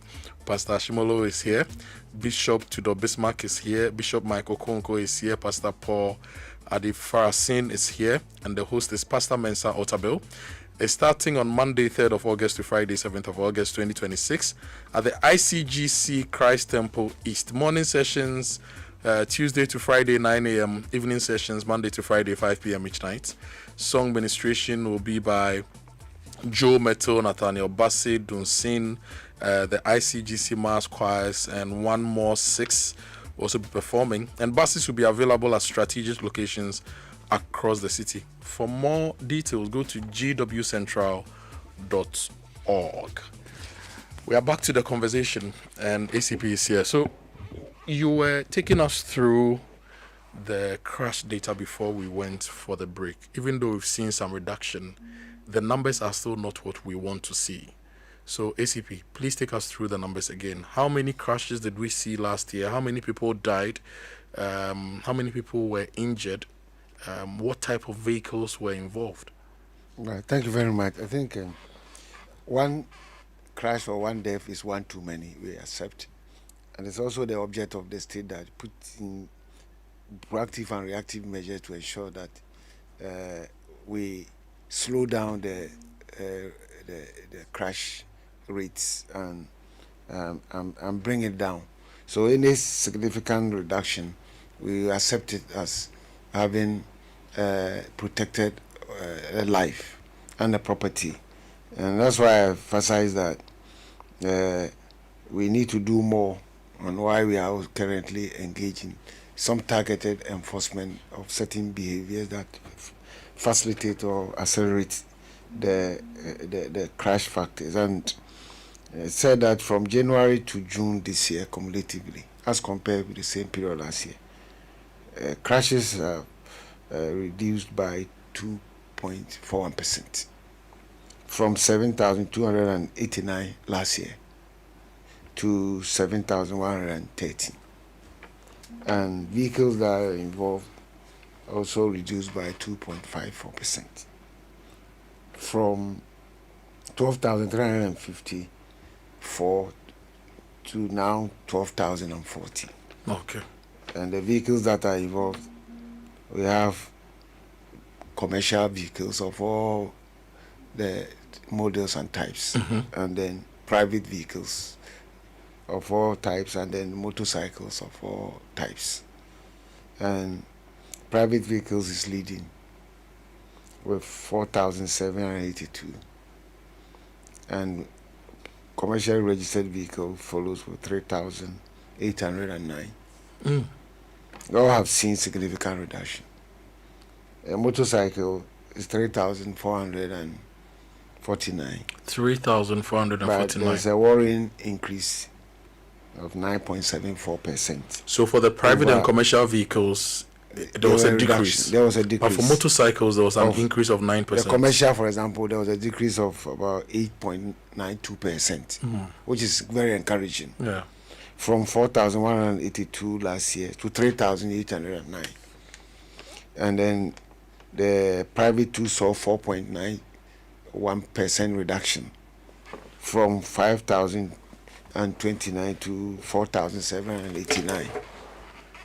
But for the motorcycle, it saw a worrying increase from 3,143 last year to 3,449, an increase of over 9.74%. And so together, there was a general reduction of 2.54% in terms of vehicles that were involved in these 7,000 plus crashes on our routes. But it impacted, apart from the vehicle that it impacted 12,000, it impacted lives.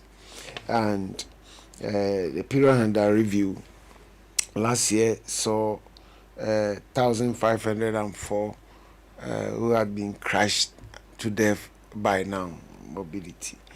But this year there has been a marginal reduction of 0.8%.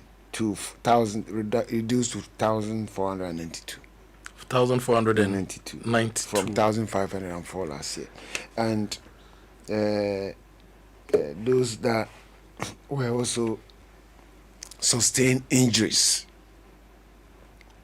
also saw an increase of 2.9%, almost 3%, from 8,364 to 8,614. So cumulatively, this is what we are seeing. We are seeing marginal reduction in many of the areas that we targeted. However, on motorcycle, it still remains a challenge because we in Ghana over the years have neglected that subsector of our transport management system in Ghana. That we've all rushed to rely on motorcycle to carry us as pillion riders and to deliver essential services in the form of deliveries. Yeah. However, issues relating to safety has been virtually neglected. So I'm not surprised that in the new road traffic regulations, LI 2519 of 2026,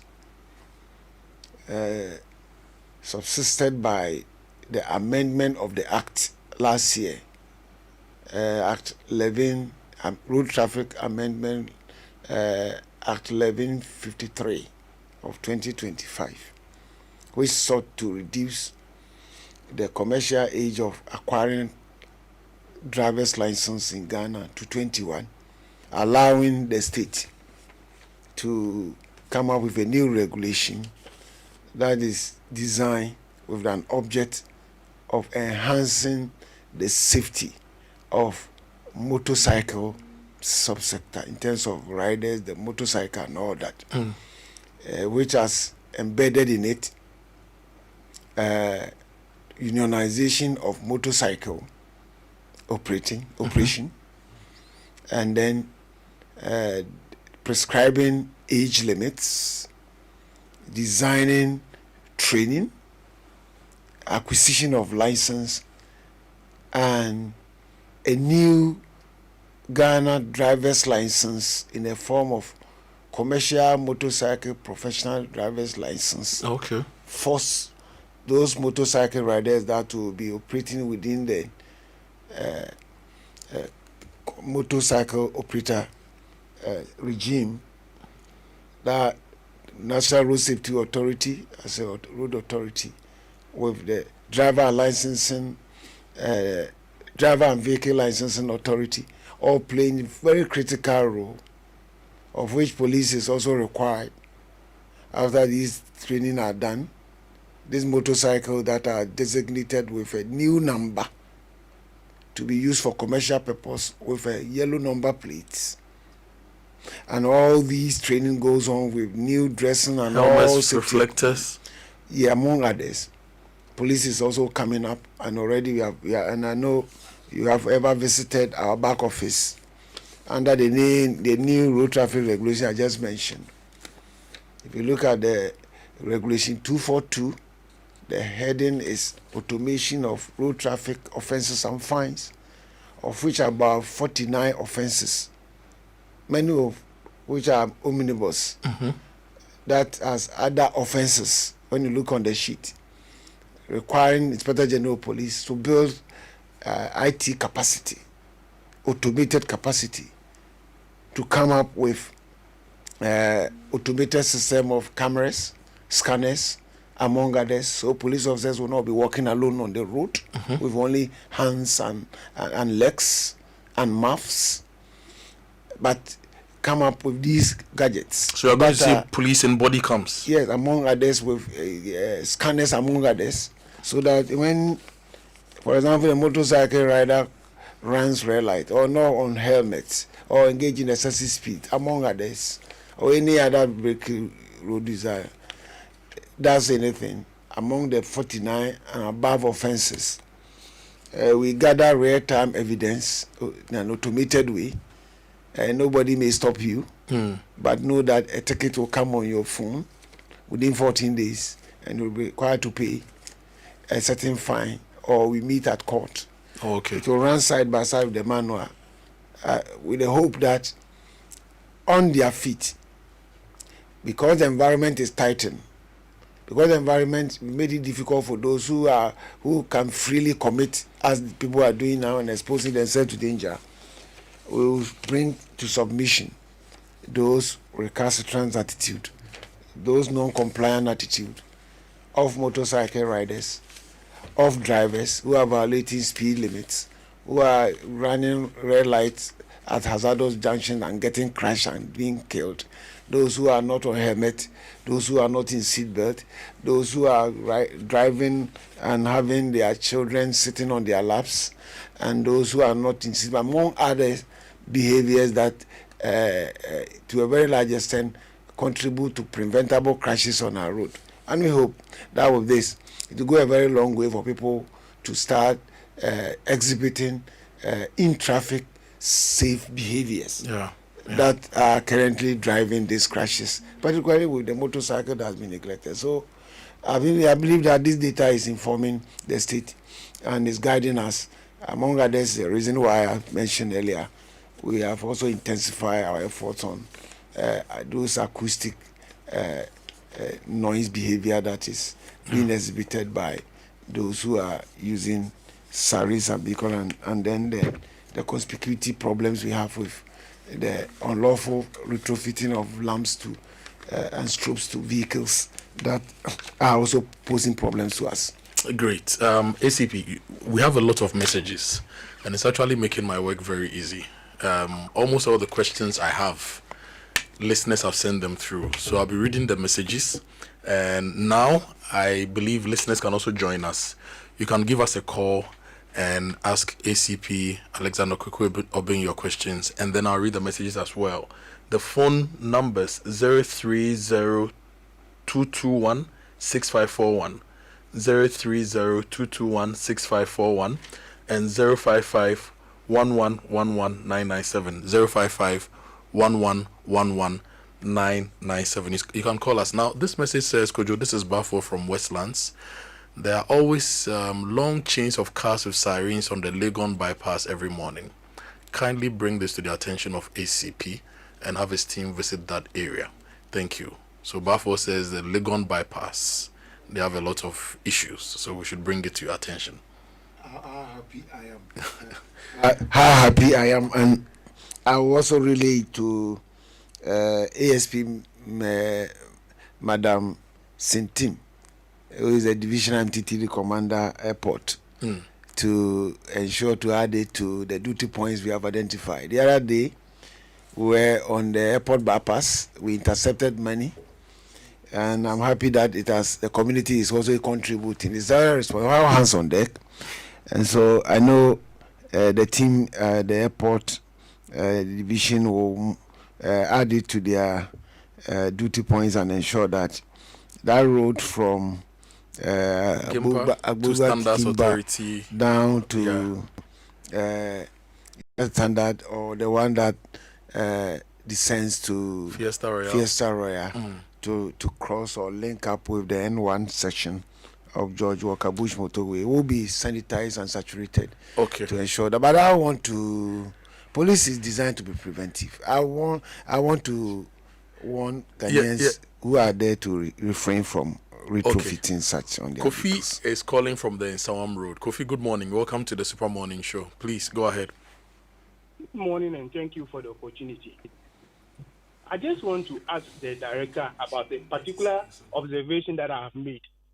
There are some police officers who are permanently stationed on some parts of the roads for years. The same officer, always there, always doing the same personal police work. I don't know whether they deploy them like that, because everybody knows that once you stay at a particular place for this number of years, you are bound to be corrupt. And when you look at their attitude, you realize that they are not interested in manning traffic or helping commuters. All they are interested in is little infractions, then they take motorbike and case. Typical example, Awoshi, Malam, SCC Junction. I'm talking on the Kaswa route. And I'm sure he himself knows. Some of them riding their private motorbikes that they have designed them to look like police motorbikes. I just want to find out from whether they deliberately put these particular officers there. For some of them, I've seen some of them like years at the same spot. Okay. So I worry, because if their attitudes don't change, all these nice things he's talking about will never work. The typical policeman will look at how it will benefit him. I call it personal police work, PPW. Okay, Kofi. Thank you. Kofi from Nsawam Road his challenge is some officers who, according to him, make it difficult for road users to enjoy working on the roads. He says they do personal police work, and he wants to understand how police are dispatched to the various checkpoints and the various areas for the work they do. Kweku Nyako says, good morning. Please ask ACP Alexander what happens when an unauthorized vehicle fitted with sirens is trying to push you off the road and you don't give way. You also stick to your lawful or rights of lane. What happens? That is Kweku's question. Right of way. Let me read more. Joyce J in Accra says, I want to know if the height and width of vehicles are no longer part of checks by MTTU police personnel.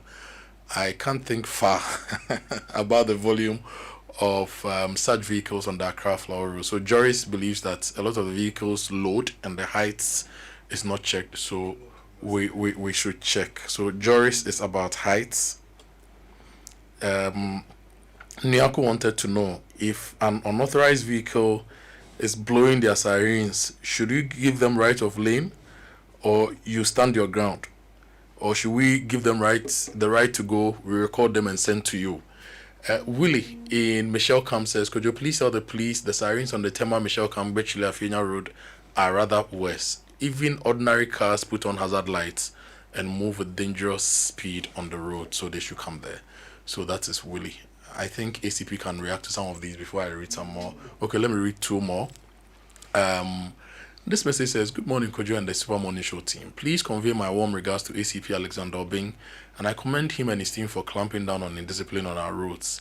Kindly find out from him for me if any law exists in Ghana on fixing of tinted glasses on cars and who qualifies to fix tinted glasses on their cars. Tinted, to me, pose security risks and also embolden some drivers to commit road traffic offenses because of the issue of de-individuation. Once drivers perceive their identity is hidden, they feel emboldened to flout the laws. This is Professor Johnny Ando Arthur, sociologist at the department, social and community psychologist, at the University of Ghana. So, Prof wants to know about the tints we give to our windows. Beatrice is in East Legon. Beatrice, good morning, Auntie B. Welcome to the show. Good morning, thank you, and good morning to your audience and ACP. You're live. Please go ahead, Auntie B. All right. So I made an observation that I want to share with you. So there's the siren cars, whether it's with the minister and MP. We know that they have the privilege to use them.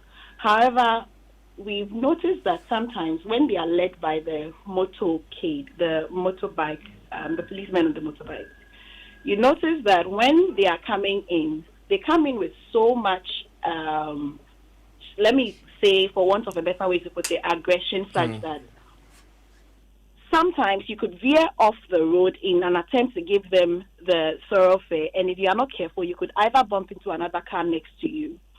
So we plead with the police department to kindly speak to our leaders who use the sirens. When you are coming in, please be cautious so that the driver doesn't veer off and then maybe cause an accident on the road. Okay, Auntie B in East Legon, thank you so much for this call and the intervention. So she says MPs and ministers have a privilege, and usually their motorcades are aggressive. If I remember very well, the Minister of Interior wrote to the Speaker of Parliament, and the Speaker has told MPs, ministers, and all of them that they actually don't have that privilege. ACP, can you educate us on that? All right. First of all, I want to thank the callers. Auntie B's advice and admonishment is well taken. And it goes to all those who are permitted, isn't it? Yeah. To not to abuse, not to endanger lives. It's ACP Koko Alex, don't arrest me. Let me pick one more call. Then we come back to deal with these issues. Larry is in Lashibi. Larry, good morning. Morning. How are you this morning? By God's grace, good. You're live on the show. Please, go ahead. Yeah. I'm worried about road signs. most of them seem to have been knocked down or uprooted or collected by scrap dealers, etc. So you can drive at night and then not know where to turn, what lane to use, etc. What are the police doing about such issues? Who reports to the appropriate agencies to repair them? Because it's a lot of risk driving through the streets these days without clear road signs and what the driver has to obey. Thank you, Larry. And Larry's road sign issue. I was once arrested by a policeman around Accra Central. He said I was using a one-way because I was moving from Coral Paint to Adabraka, and there was no road sign there. Then he takes me back to where the road sign is supposed to be, and some people had built around it. And he expected me to see a road sign that had been built around.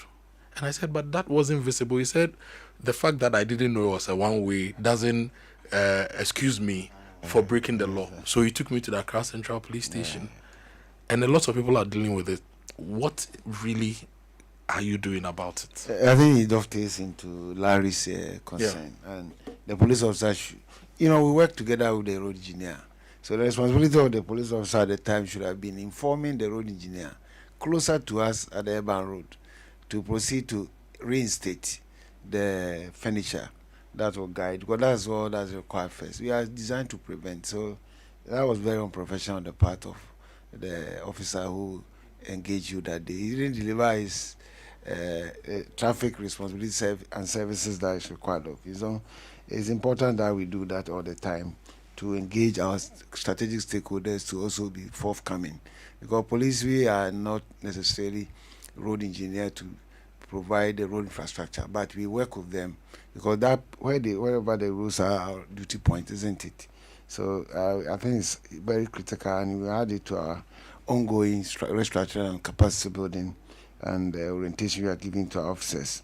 On anti-Beatrice issue that I was talking about, it goes to admonish all those who are required to use them.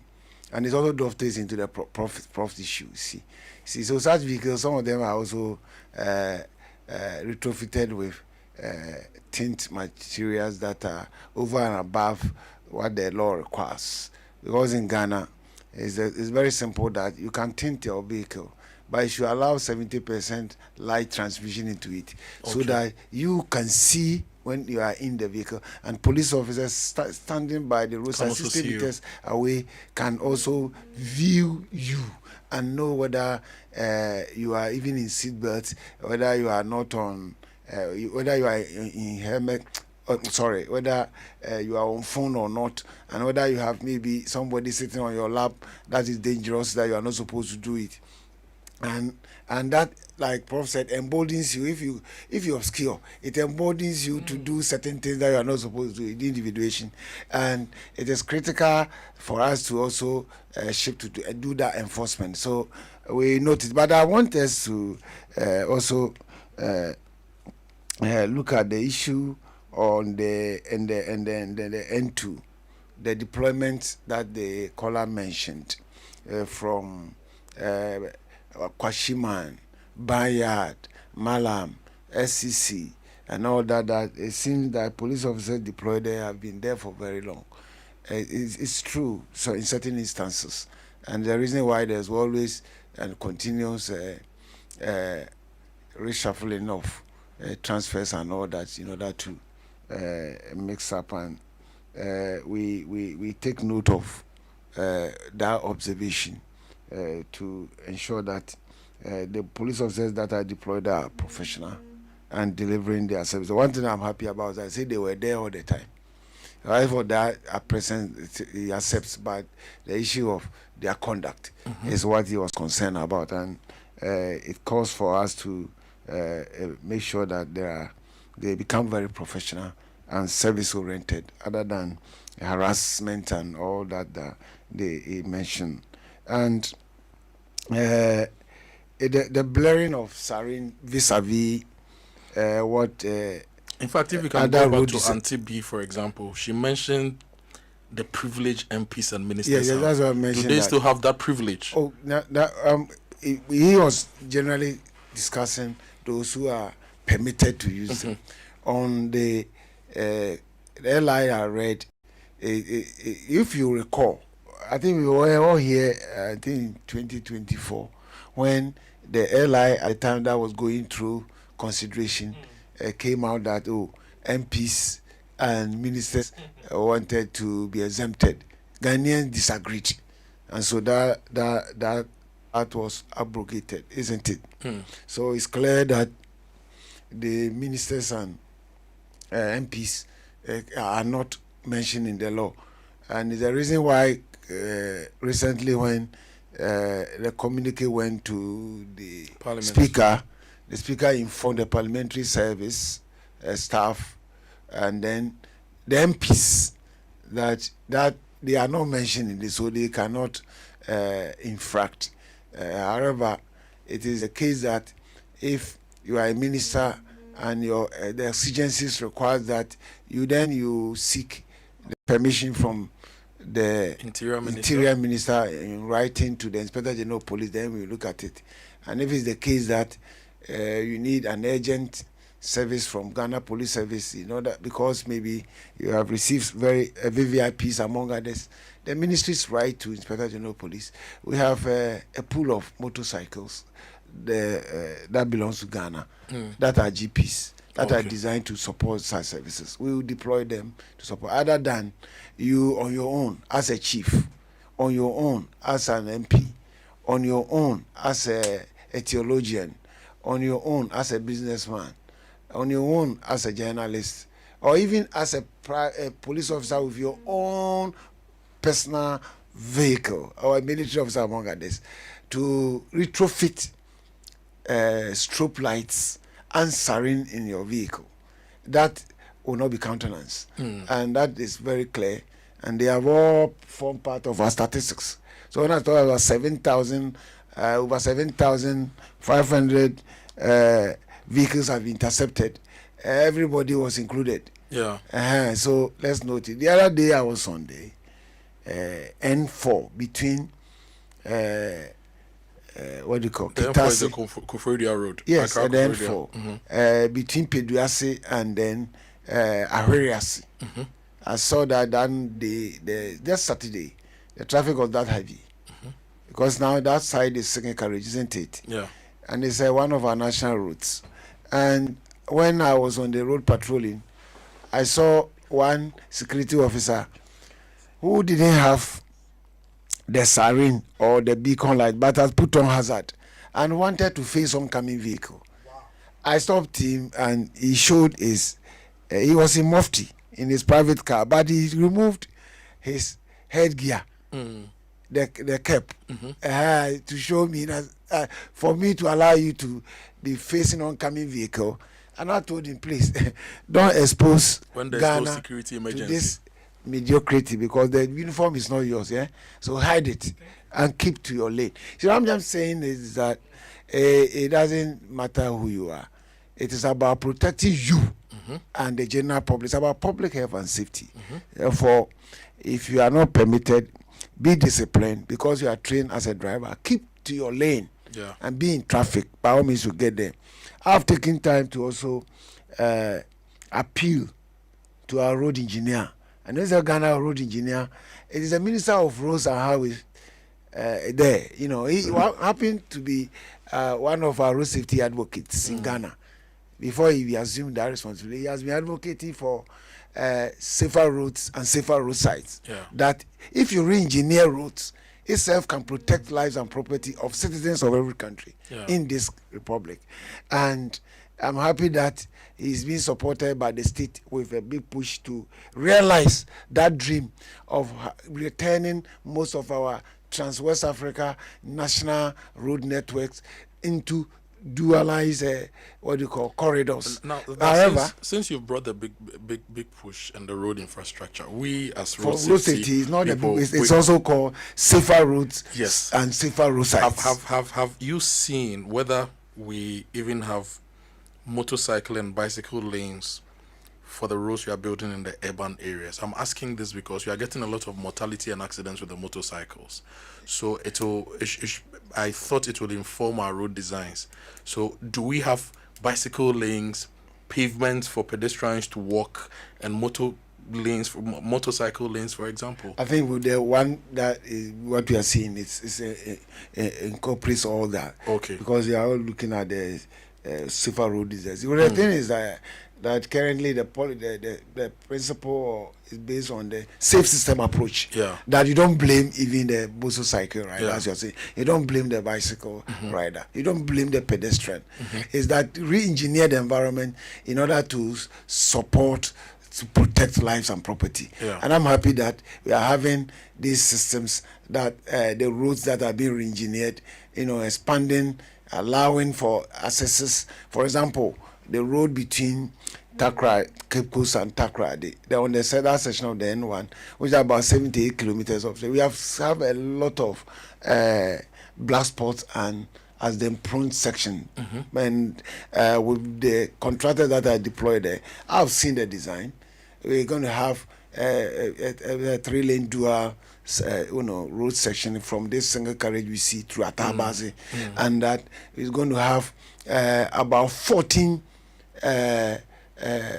footbridges from between Takrady, Cape Coast and Takrady, and it tells you of how impactful it's going to help us. For example, when you move many of these roads that are passing through traditional towns on the NCs from Kwame Nkrumah Circle to Domahin Road through Swami Runabout, from to Ablekuma through Mankasim. Oda continue for it to come to Kuntinasi Kumasi, reducing it from 270 kilometers straight now to from Runabout now to about 170 something. Calling it one of the longest motorway that we would have constructed. It's going rather with so many interchanges and all that. It's rather going to save life, because currently there's many of these roads remain single, and we are bedeviled with the headlong collision, unlawful overtaking, broken down vehicles, tire burst, excessive speeding, and bad mannered driving behavior. And people who are driving fatigue, all leads sometimes to headlong crashes, and a lot of deaths, and many black spots are all over on these corridors. So these big pushes are things that, to a very large extent, is going to ameliorate on the crash data we have in terms of night travels and daytime and all that. And this is good that we encourage such, because all these years, whilst we are blaming the road user, there are other critical things relating to safer vehicle, safer road, that will ensure safer mobility, that we neglected because we had challenge with the 5th E. You see, there are 4 E's, but there's a 5th E that we were not capable, which is funding. We're always looking at, first of all, let us do the E1, engineering. That we want to do engineering. You need money, isn't it? That's a safer vehicle, safer roads and all the facilities. But we needed one critical bit of it. We need money. If you say enforcement, you need money. If you say education, you need emergency medical response. We needed something that was critical, that was missing the equation. That we needed a subsisting Ministry of Finance that has political will, that has to get, deep into the the national or annual budget, so that they set aside certain funding for that. So when you see that the current budget that was read, you see that $1.7 billion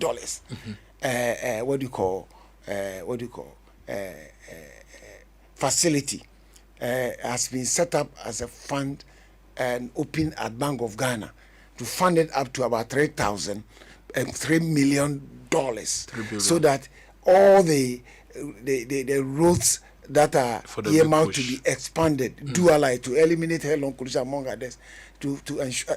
It tells us that formally we're paying lip service. And I'm not surprised what I've seen. The intention. You can have these things, but the intention must be manifested on the ground. So the investments are helping. When I look from a Lubo to a Flower, I see the contractors are there. But now on the N2, the first time in our lifetime, it's been dualized from Tulaku Junction all the way to over the Volta at Akrade to Ho, and also to link up with the Eastern Corridor at Sikuma all the way, and then you see the road that passes through Pasa, Eastern Corridor, to go over, and then for the first time in our history, you see that there are major bridges that are being constructed, that are coming, and you see physical construction of it over the Volta.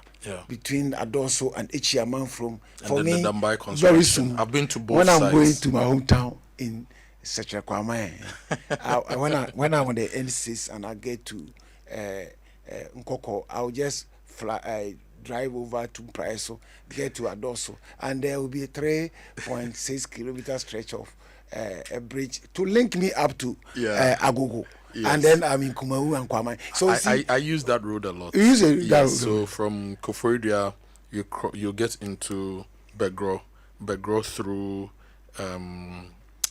Kou, the Kou area, then through the road in front of Rock City into Agogo. Then I'm gone. I've been using it, and it just needs improvement to be a great road. But ACP has been great having you. We have a lot to talk about, but we don't have enough time. Samir is telling me you will come back. So right. Because I have questions on even the strategy in deploying police checkpoints on our roads. Wow. Between Asukuma Junction and Have, there are some days you have 8 police checkpoints and they will all stop you. You get to my favorite Estuary Junction, they will stop you. And there are stories I've told about Estuary Junction that some police people are not happy with me. They say I'm always on Estuary Junction. And you get to a lot of checkpoints and people have problems with them. So producer says you come back. So we'll invite you so that we talk about some of the pain points of the Ghanaian citizen when it comes to the police checkpoints and the kind of things that happen. But thank you so much. You are doing very well for all of us, ensuring safety, ensuring compliance, ensuring discipline. And we pray for God to give you strength, more knowledge and energy to keep doing what you do. And our regards to the hierarchy. Keep pushing. This is the way we wanted to be. We wanted to be police. Yes. Hey, I wanna be police. Hey, we'll go for a quick break. Right. We'll be right back. Thank you. Joy 99.7 FM. A significant chapter in Asanteman's traditional leadership spanning several generations and periods of social and cultural transformation. The installment reflects the Asante Hene's authority as the custodian of Asante customs and traditions and his responsibility to enforce accountability within the traditional system. For Joy News, my name is Emmanuel Bright.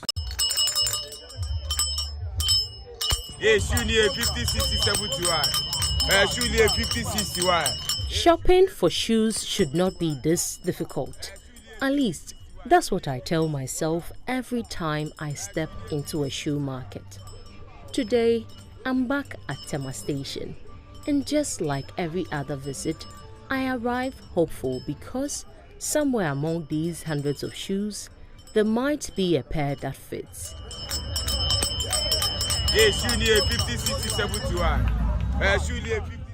For many women, shoe shopping is about finding something they like.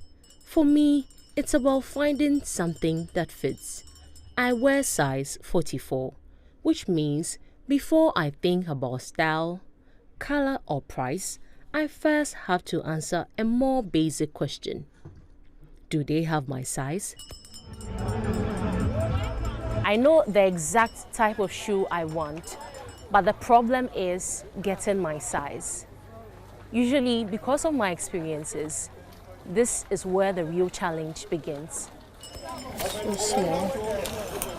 Tema Station is one of those places where many people come hoping to find a good pair of shoes without spending too much. The choices seem endless. Heels, flats, and sandals. Shoes of every shape and color. But experience has taught me that having plenty of shoes is not the same as having my size. After minutes of searching, I call for help. Pounds has sold shoes here for years. One look at my feet and he gives an answer that sounds all too familiar. Big size need here. And you can send on your commons and the mechanical crash. Big size and on your common. Because big size and you man also or cry it me to call shop. Between you shop. Once I added the bar, boy, 50 Ghana. We see everyone catch 50 Ghana club. I got no boy or the analysis. And so boy, 39, 50 Ghana club talk. Because say price ni call you my internet so buy a baby size no shop. He says it casually, as though he has delivered the same verdict countless times before. And as I look around at the sea of shoes surrounding me, the irony is hard to miss. There are plenty of shoes to choose from, just not in my size. Price need difference. What tall you saying? Big size is so tall. Big size between 120 and 150. As normal shoe 30 39 days. Say never go kwa 40 Ghana. And so size in the millions between be 43. At least you can am for an be. Eh shoe near 50 60 71. Shoe near 50 61. Eventually, I leave without buying anything. And unfortunately, this is not unusual. I've learned to laugh about it, but sometimes it gets frustrating. Something as simple as buying a pair of shoes comes with more effort, more time, and sometimes more money than it should. For women with big feet like mine, every shopping time becomes another struggle. The next day, I decide to try my luck elsewhere. This time, I head to one of Accra's biggest shoe boutiques. If there's anywhere I should be able to find my size, surely it is here.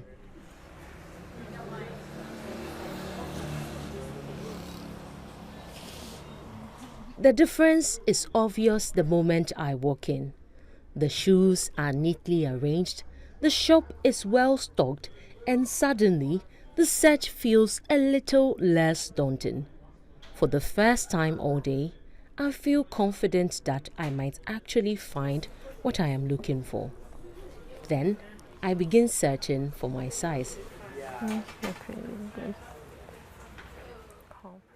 I spot a red pair and immediately fall in love with it. The color, the design, the heel, everything. I should give this a try.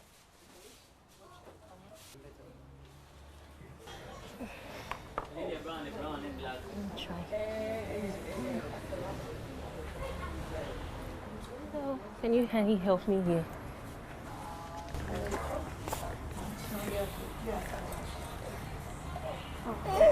I don't think this fits me. Let me check the size for you. This is a 42. This what size you wear? I wear 44. 44. Yes, but I would have loved this same design. Actually, this design is at 42. That's the biggest size we have so far. Oh, too bad. The disappointment is immediate. Not because it was the only shoe in the shop, but because for a moment I thought the search might finally be over. I understand what you are going through. There are so many people who go through this. There are some that were even 52. They come here for their shoes, so you are not the only one. There was a time a customer was just standing by the gates. She didn't get her size, but she couldn't leave. I understand exactly what she means, because when you finally find a shop with beautiful shoes, leaving empty-handed feels like giving up. And sometimes, finding your size still doesn't mean finding what you really want. The trendy styles, you can't find them there. But then you can find some people will be like, oh, it's okay. But most people will be like, they don't like it. But then they will go for it because it's a plus size. Then Gloria takes me somewhere I wasn't expecting. A separate section reserved for larger sizes. And suddenly, another reality becomes clear. The challenge isn't only finding my size, it is paying for it. Okay, so this particular stand has the big sizes. It ranges from a size 40 to 45, and the prices are slightly higher than the normal ones. This is because anyone that wears a big size like a 44 will have a larger foot and heavier one. So we make it from a quality materials.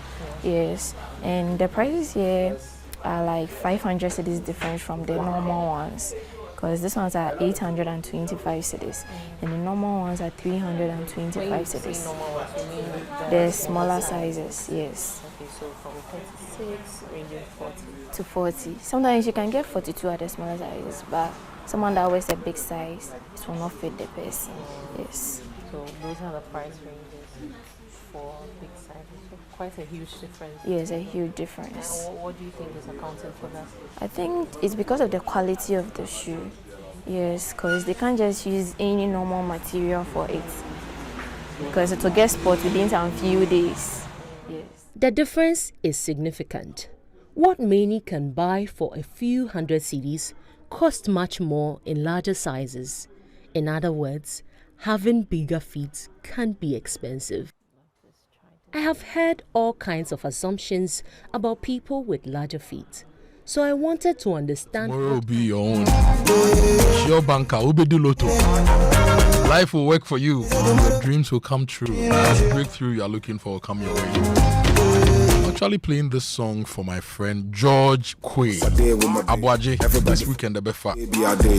This weekend, the Befa. You know, this weekend, the Image Bureau is inviting all of us to the National Theatre for Guinness Pound. What if you borrowed money from someone and instead of charging interest, the person demanded a pound of your flesh if you couldn't repay? That's the thrilling premise of Guinness Pound of Flesh, Africa's first original adaptation of Shakespeare's The Merchant of Venice. It's happening this August. You experience George Kwe's hilarious and thought-provoking production at the National Theatre on the 1st of August, the 2nd of August, the 8th and 9th of August as well, at 4 p.m. and 8 p.m. Tickets are going for only 200 Ghana cedis, and you can buy your tickets at imagebureau.com, or you can dial *71446# to buy your tickets. To make inquiries, you call 055-131-3134. Don't miss this. I'll be there this weekend and next weekend. National Theatre, Guinness Pound of Flesh by George Abuaji Kwe. Sure banker. Obiabedi Lotto this year. This year, everybody will succeed. That's my prayer for you. And it's also my prayer for those in the creative sector.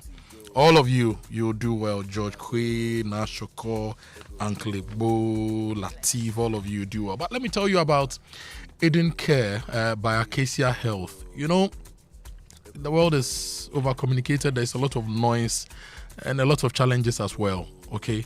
Now, the last thing you need is a phone call about a massive hospital bill. You don't want that. So let Eden Care take that care of that for you. It's a dedicated individual and family insurance plan that combines everyday accessibility with the trust and experience of a proven health insurer. Don't wait for the noise to drown you out. Choose the policy that lets you enjoy real care, and reach out to Eden Care at edencare.acacia@myenterprisegroup.io and choose Eden Care today. Eden Care is brought to you by Acacia Health. And if you're planning for your future, EDC wants to help you build wealth and retire comfortably. With EDC, you get professional fund management, flexible investment options, the potential for higher returns than ordinary savings, and financial security for retirement and future goals. Your financial independence is possible with EDC. Sign up today. WhatsApp them 050-926-8414. Talk to EDC today and sort out your future.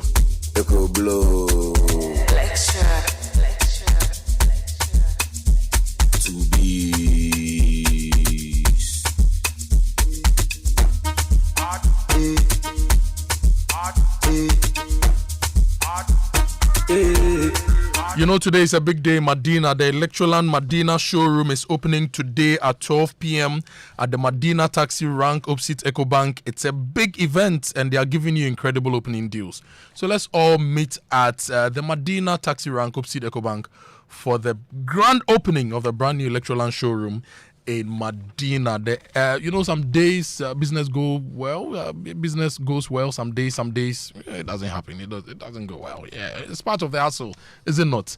Now, when you need a little support to keep things moving, Misika by Adeshiman Savings and Loans Day for you. If you're an MTN merchant, dial *171#, go to financial services and select loans and select Misika and follow the prompt. You could qualify for an instant loan of up to 5,000 Ghana cedis. In times like this, you say to yourself, Misika Day for me. And the 2026 summer camp is here. Parents, if you're a parent and you're wondering how to make this holiday meaningful and exciting for your child, enroll them for the summer camp at the New Nation School Ashaliboche. It's happening from 26th July to 9th August 2026. Summer Camp 2026 with both residential and non-residential options available. You can register today by calling 0599 303 459. 0599 303 459. And as global alliances shift and countries increasingly prioritize their national interest, what do these changes mean for Ghana and Africa? This evening at the British Council Auditorium here in Accra, 5:30 p.m., the 21st Krontini Akwamu lecture will be held, and the speaker for this year's lecture is a distinguished Ghanaian diplomat, Her Excellency Hannah Tete, with Ambassador DK Ose as chairman for the occasion. No registration required. It's open to the public. It's happening this evening, 5:30 p.m. At the British Council. So be there. Let's meet there and be a part of this big event. 3 minutes to 10. Buy out now. Adobia is here. She's bringing you the news at 10. Akofa is also on standby. She's bringing you Cosmopolitan Mix. My name is Kojo Akoto. Thank you all very much for being a part of the show. We couldn't speak to Erastus because of the national power blackouts. He was affected. He couldn't charge. So we'll get him on the show tomorrow. He'll give us the update on the flooding. And tomorrow we are bringing the big conversation on scams and fraud to you here on the show. Friday. On Friday, we're having a conversation on fraud and scamming and related matters. But tomorrow, we are talking about the drug abuse problem, the drug use problem. Alexander Chumberima, who is the Deputy Director General of the Narcotics Control Commission, will join us here on the show, and some other big stories on the Super Morning Show. All those who sent messages we couldn't read, we are compiling them because Alex wants to come back to answer your questions. Okay, so if I couldn't read your questions today, forgive me. We are compiling all of them. We've actually given them to Alex, and he's going to take action on the ones which require action, and the ones which require explanations, he'll be back on the show sometime next week or next 2 weeks. So we'll have a bit more time with him to talk about you and the police here on the Super Morning Show. My name is Kojo Akoto Boateng. I've been here with the rest of the team. Kweku was here, Fentio was here, Daryl was here. We've had a great morning. I wish you a great day. May the good Lord bless you. Whatever you do, may it succeed. And always think about Ghana and humanity in taking your decisions. Take decisions that benefit all of us, humanity and the next generation, so we can all be proud of ourselves and the service we render to our motherland. Enjoy your day. We're back tomorrow.